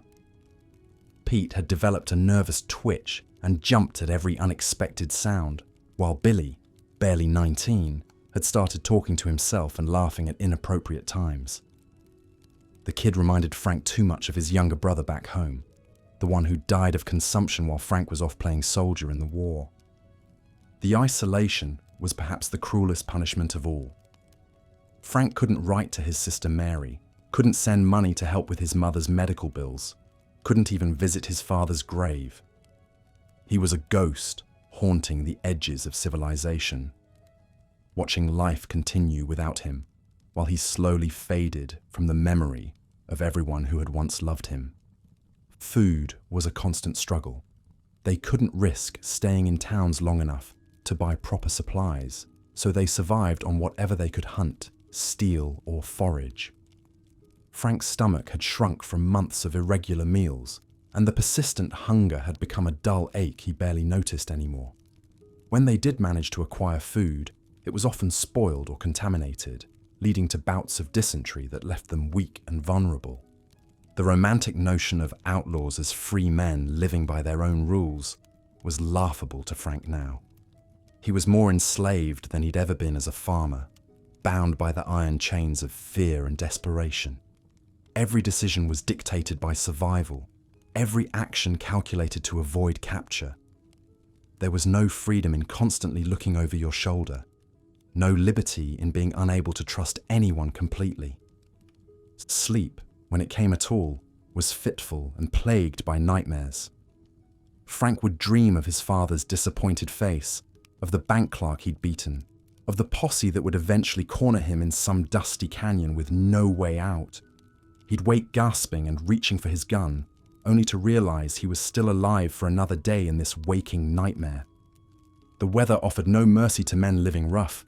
Summer brought scorching heat that turned their hideouts into furnaces, while winter brought bone-chilling cold that no amount of stolen blankets could ward off. Rain turned their shelters into muddy quagmires, and snow made tracking too easy for their pursuers. Frank's joints ached constantly from sleeping on hard ground, and his clothes hung in tatters that he mended with whatever scraps he could find.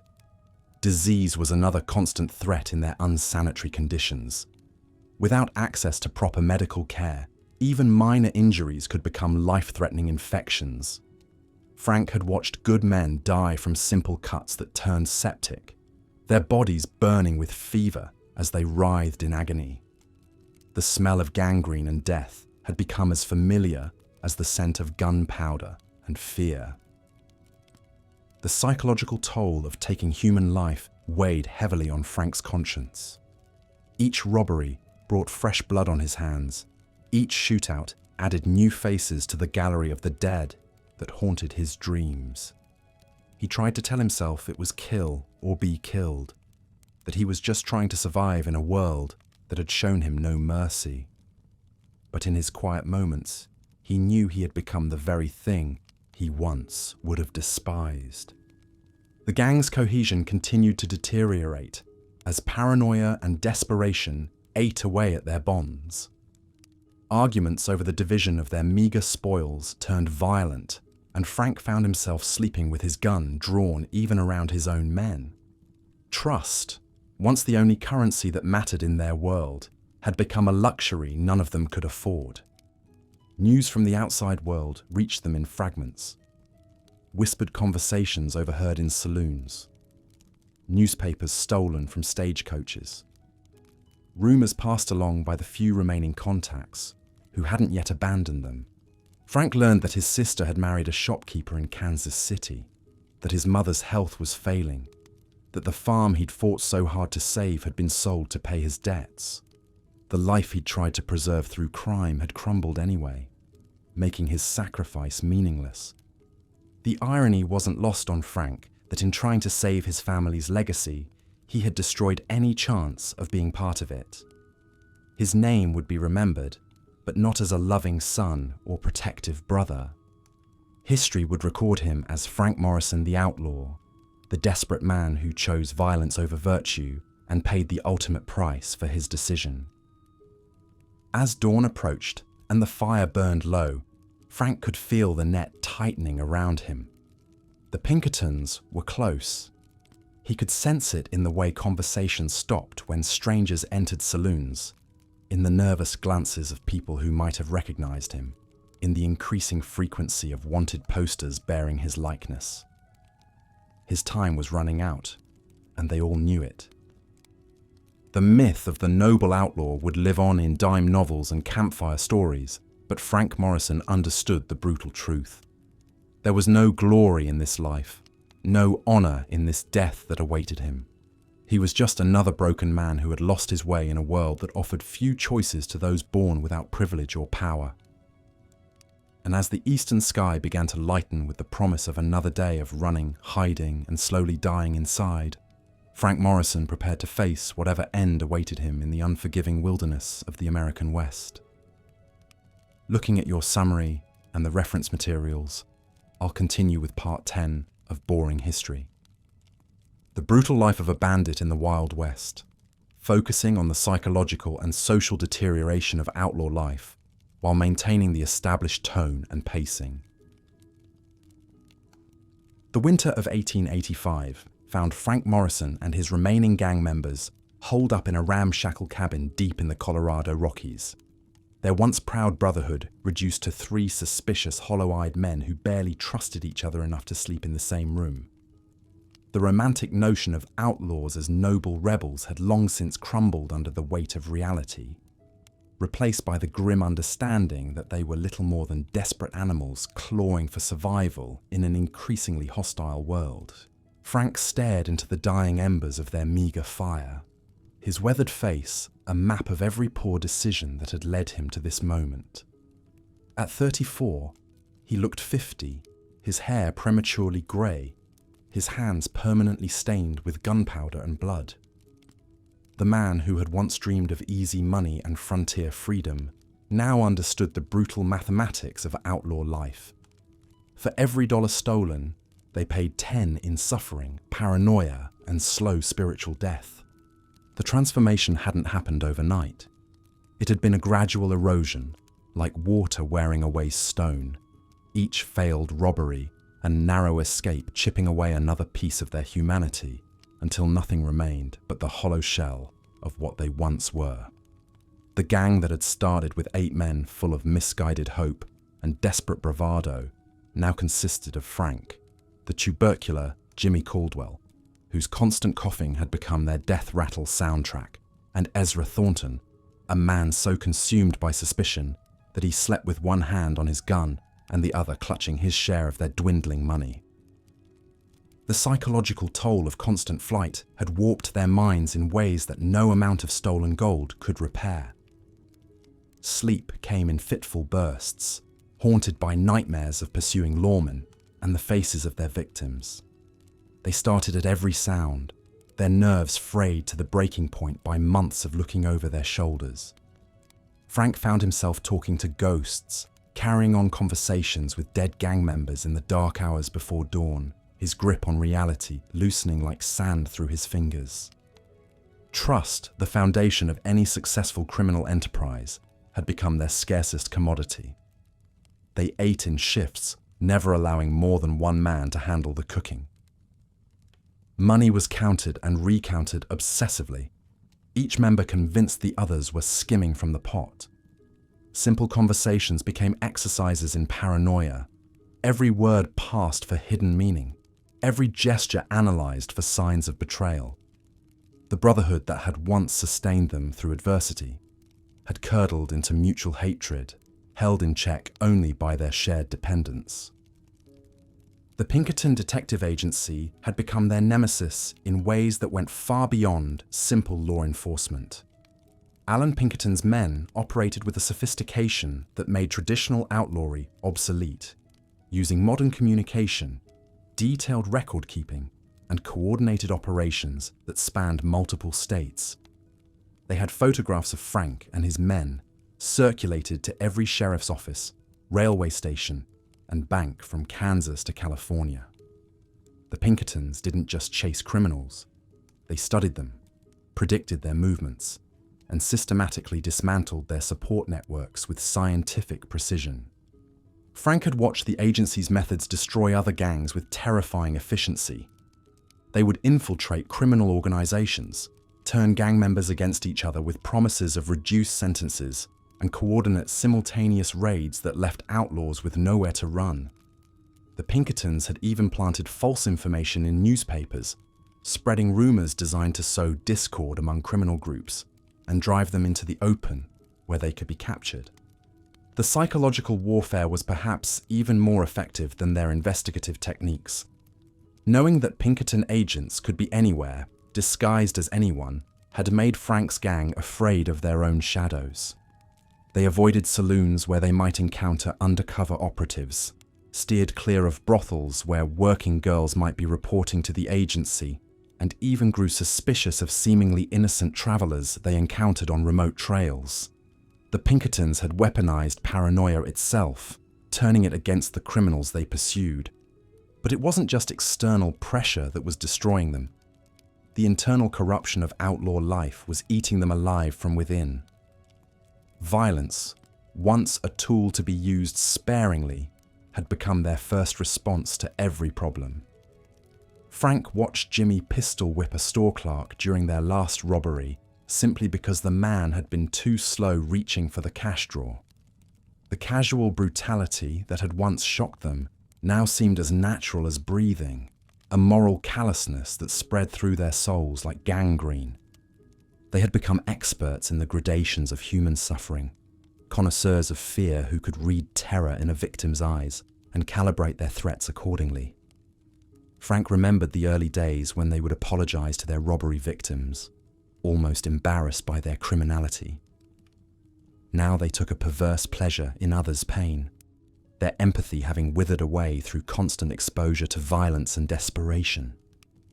The women in their lives had either fled or been driven away by their increasing instability.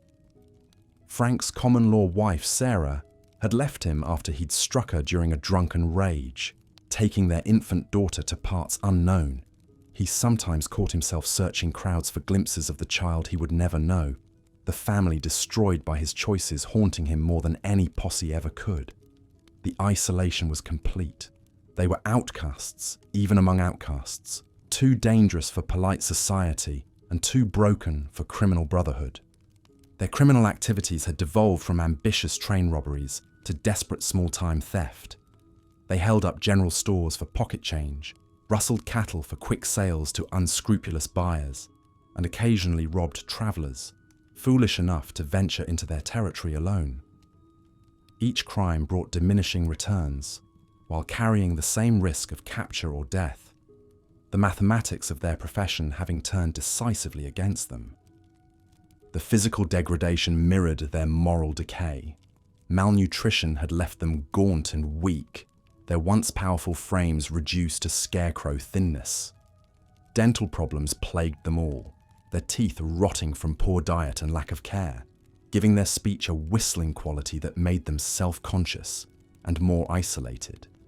Skin diseases, parasites, and infected wounds were constant companions, their bodies breaking down under the stress of their harsh lifestyle. Frank's hands shook constantly now, whether from alcohol withdrawal, malnutrition, or simple nervous exhaustion, he couldn't say. The steady aim that had once made him feared across 3 territories was gone, replaced by trembling uncertainty that made every gunfight a gamble with death. He had become a liability to his own gang, a broken-down old outlaw whose reputation was built on abilities he no longer possessed. The winter cold seemed to seep into their bones and stay there, a bone-deep chill that no fire could warm. They huddled together for warmth while simultaneously watching each other for signs of treachery, their survival instincts warring with their need for human contact. Conversations consisted mainly of arguments about their next move, each man convinced the others were leading them toward capture or death. Jimmy's tuberculosis had worsened dramatically, his coughing fits now producing alarming amounts of blood that he tried to hide from the others. They all knew he was dying, but nobody spoke of it directly. The spectre of death, having become too familiar to acknowledge. His decline served as a preview of their own inevitable fate, a reminder that outlaw life was ultimately a death sentence carried out by degrees. Ezra had developed an obsession with cleaning his weapons, spending hours every day meticulously maintaining his guns and knives with ritualistic precision. The activity seemed to be the only thing that calmed his nerves, the familiar routine providing an anchor of sanity in their chaotic existence. But even this simple pleasure had taken on sinister overtones, as Frank and Jimmy couldn't help but wonder if Ezra was preparing to use those weapons on them. The isolation of their mountain hideout had become both sanctuary and prison. While it protected them from immediate pursuit, it also cut them off from any news of the outside world, leaving them to imagine threats that might or might not exist. They didn't know if they were actively hunted or already forgotten, whether their crimes had made them notorious or merely added them to the long list of failed outlaws who had disappeared into the wilderness. Food was running dangerously low, their supplies depleted by months of hiding and their inability to venture into towns for resupply. They had been reduced to hunting small game with increasing desperation, their amateur skills as woodsmen no match for the harsh realities of mountain survival. The romantic image of outlaws living off the land had proven to be another dangerous fantasy, as they slowly starved in their supposed refuge. Frank found himself thinking more and more about his childhood, the simple farm life he had abandoned in pursuit of adventure and easy money. His mother's warnings about the company he kept echoed in his memory, her predictions of a bad end proving more accurate than any fortune teller. He wondered if she was still alive, if she ever thought about her wayward son, if she would even recognize the broken man he had become. The psychological pressure of their situation had begun manifesting in increasingly disturbing ways. Jimmy had started talking to himself in different voices, carrying on elaborate conversations with imaginary companions who seemed more real to him than his actual gang members. Ezra had developed tics and compulsions, counting his bullets obsessively and arranging their meager possessions in specific patterns that only he understood. Frank's own mental state was deteriorating rapidly, his thoughts becoming increasingly dark and fragmented. He found himself planning the murders of his remaining companions, imagining scenarios where he killed them in their sleep and took their shares of the money. The fact that these thoughts no longer horrified him was perhaps the most frightening development of all, a sign that whatever humanity he had possessed was finally dying. The irony wasn't lost on him that they had become everything they had once claimed to fight against. They were now the predators who terrorized innocent people, the source of fear and suffering in communities across the frontier. The noble outlaw mythology that had initially inspired them had revealed itself as a cruel joke, a seductive lie that led men to their destruction while convincing them they were heroes. Their legend, such as it was, would die with them in this frozen cabin, another cautionary tale lost to history. There would be no songs written about Frank Morrison and his gang, no dime novels celebrating their exploits, no romantic reimagining of their crimes. They would simply disappear into the vast indifference of the American wilderness, their bones eventually scattered by scavengers, their names forgotten by a world that had moved on without them. As Frank pulled his tattered coat tighter against the cold and listened to Jimmy's labored breathing in the darkness, he finally understood the true cost of the outlaw life. It wasn't just the risk of death or imprisonment that made it unbearable. It was the slow erosion of everything that made life worth living. They had traded their humanity for the illusion of freedom, and in the end, they had gained neither. The brutal mathematics of bandit life had finally balanced the books, and the price had been everything they were and everything they might have been. In the morning, if they lived to see it, they would wake up to face another day of the same grinding despair, another step closer to the inevitable end that awaited all those who chose the outlaw's path. The dream was over, and only the nightmare remained. Based on the script summary and reference materials, here's part 11 of the series focusing on the psychological breakdown and approaching end of the bandit lifestyle. The months dragged on like a slow bleed, each day bleeding into the next in an endless parade of misery and mounting desperation. Frank Morrison had become something he barely recognized in the cracked mirror of his own consciousness, a hollow-eyed spectre haunted by choices that had led him down this godforsaken path. The romantic notions of outlaw life had been stripped away like flesh from bone, leaving only the grim skeleton of survival. Winter had arrived early that year, settling over the territory like a burial shroud. The gang, what remained of it, had holed up in an abandoned mine shaft 20 miles north of Tombstone, their breath forming ghostly clouds in the perpetual twilight of their underground refuge. The walls wept with moisture, and the constant drip, drip, drip of water hitting stone had become a maddening metronome, marking time until their inevitable end. They were down to 4 men now. Dutch had died 3 weeks prior, gut-shot during a botched robbery of a Wells Fargo office. They'd watched him writhe in agony for 2 days before infection took him, his screams echoing off the mine walls until Frank had seriously considered putting a bullet in his head as an act of mercy. Jimmy the Kid had simply vanished one morning, taking his horse and what little food they had left. Whether he'd abandoned them or been picked off by bounty hunters, no one knew and no one much cared anymore. Frank's hands shook as he tried to roll a cigarette from the last pinch of tobacco they possessed. His fingers, once steady enough to thread a needle or pick a lock, now trembled like autumn leaves. The withdrawal from laudanum was eating him alive from the inside out, but the bottle had run dry weeks ago. Sleep brought no relief, only nightmares of the faces he'd killed, the families he'd destroyed, the innocent blood on his hands that no amount of washing could ever clean. "We can't stay here much longer," wheezed Tom Bradley, the former schoolteacher whose descent into criminality had been even more dramatic than Frank's own. Tom's cough had gotten worse, a wet rattling sound that spoke of consumption. Blood flecked his lips when he spoke, and his once round face had become gaunt and hollow. "The Pinkertons know about this place. I can feel them circling like vultures." Frank nodded absently, his mind elsewhere. He'd been thinking about Sarah again, his wife, dead these many years from the fever. She'd been pregnant when she died, carrying their first child. He wondered sometimes what kind of man he might have become if she'd lived, if he'd had a reason to stay on the straight and narrow. But that was a luxury he couldn't afford anymore, wondering about what might have been.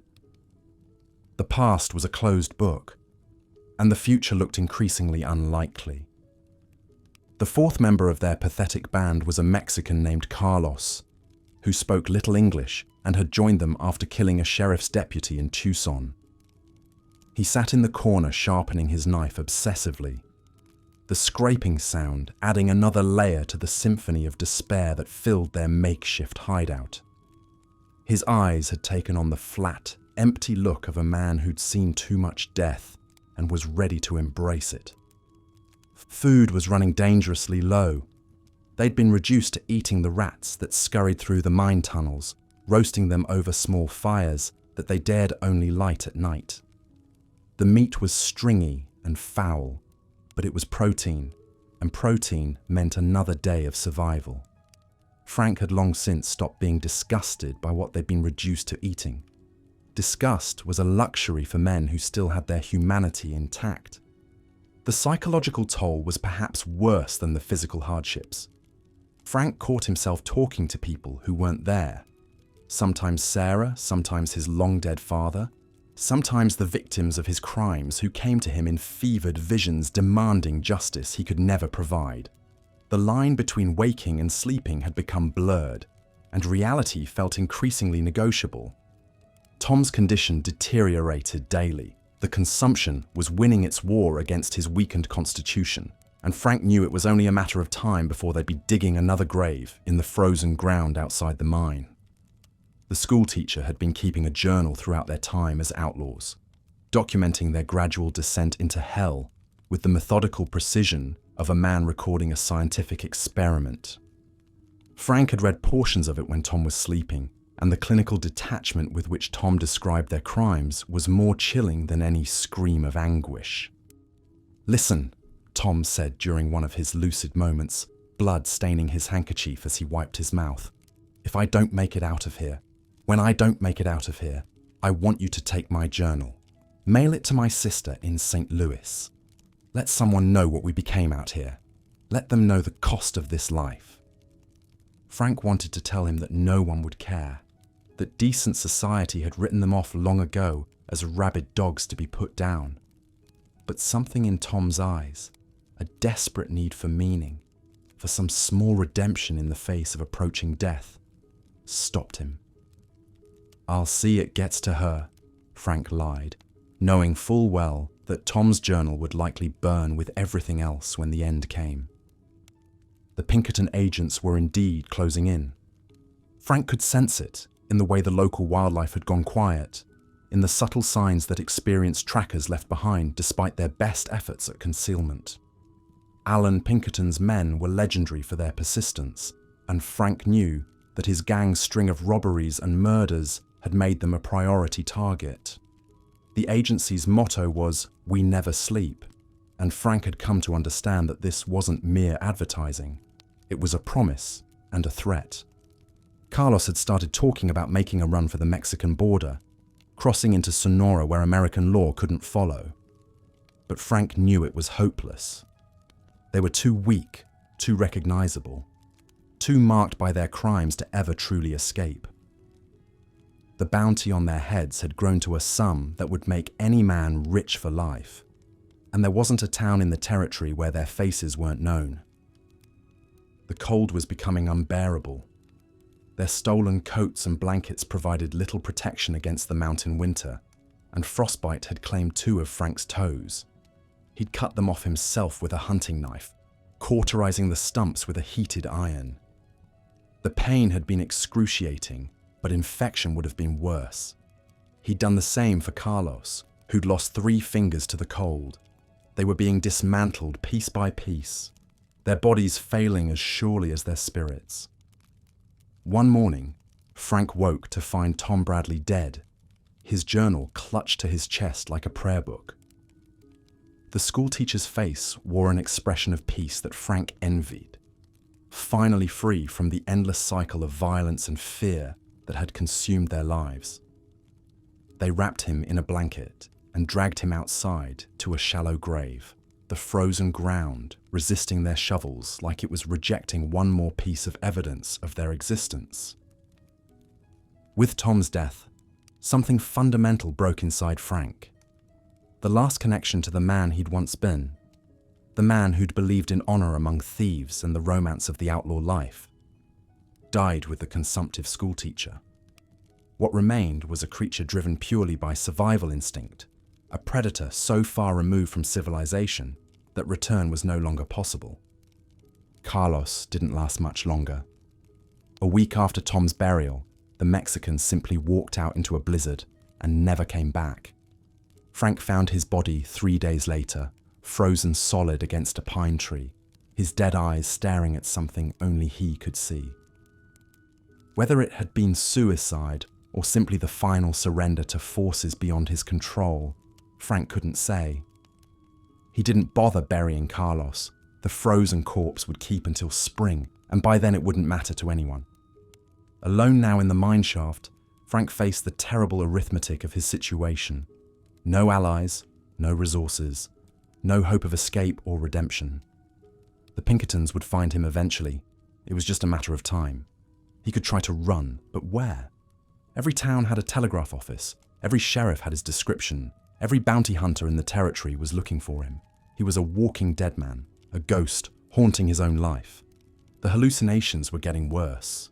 Sarah visited him nightly now, sometimes cradling the baby they'd never had, sometimes weeping over the man he'd become. His father appeared too, the stern preacher who'd tried to beat righteousness into his son's soul, shaking his head in disappointment at what his boy had become. The victims of Frank's crimes came as well. The bank clerk in Phoenix, the stagecoach passengers near Yuma, the sheriff's deputy in Tucson. They didn't speak, just stared at him with accusing eyes that followed him wherever he went. Food was gone entirely now. Frank had eaten the last rat 2 days ago, and his stomach cramped constantly with hunger. He tried chewing on leather from his gun belt, but it only made him sicker. His reflection in a puddle of mine water showed him a scarecrow of a man, hollow cheeks, wild hair, eyes that had seen too much death to ever find peace again.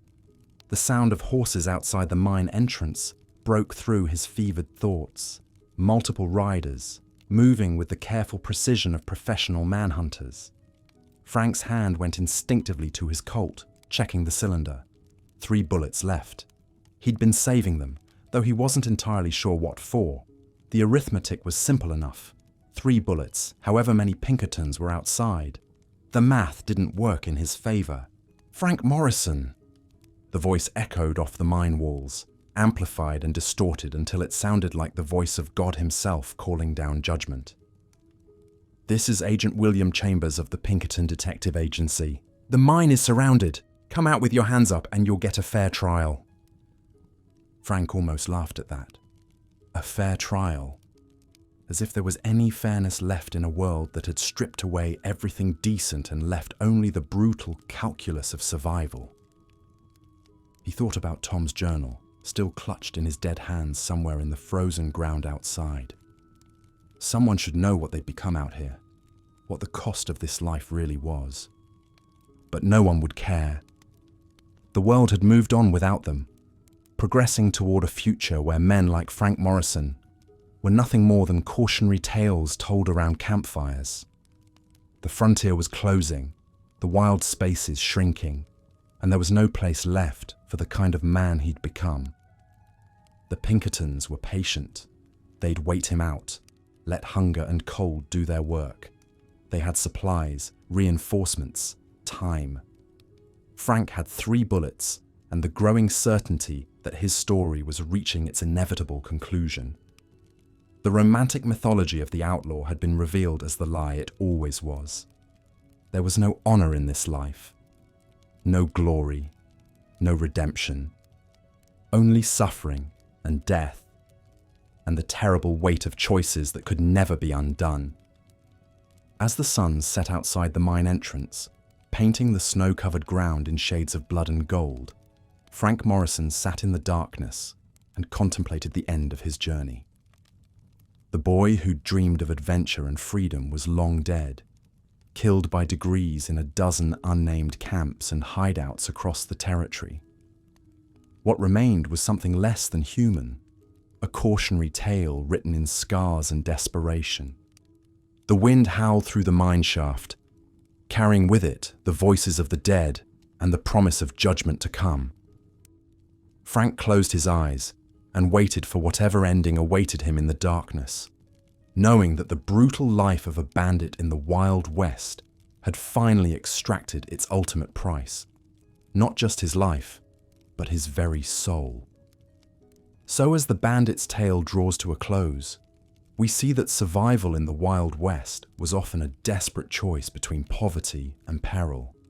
These outlaws weren't the romanticized heroes of Hollywood films, but rather desperate men driven to violence by circumstance, living brutal lives that usually ended in violent deaths.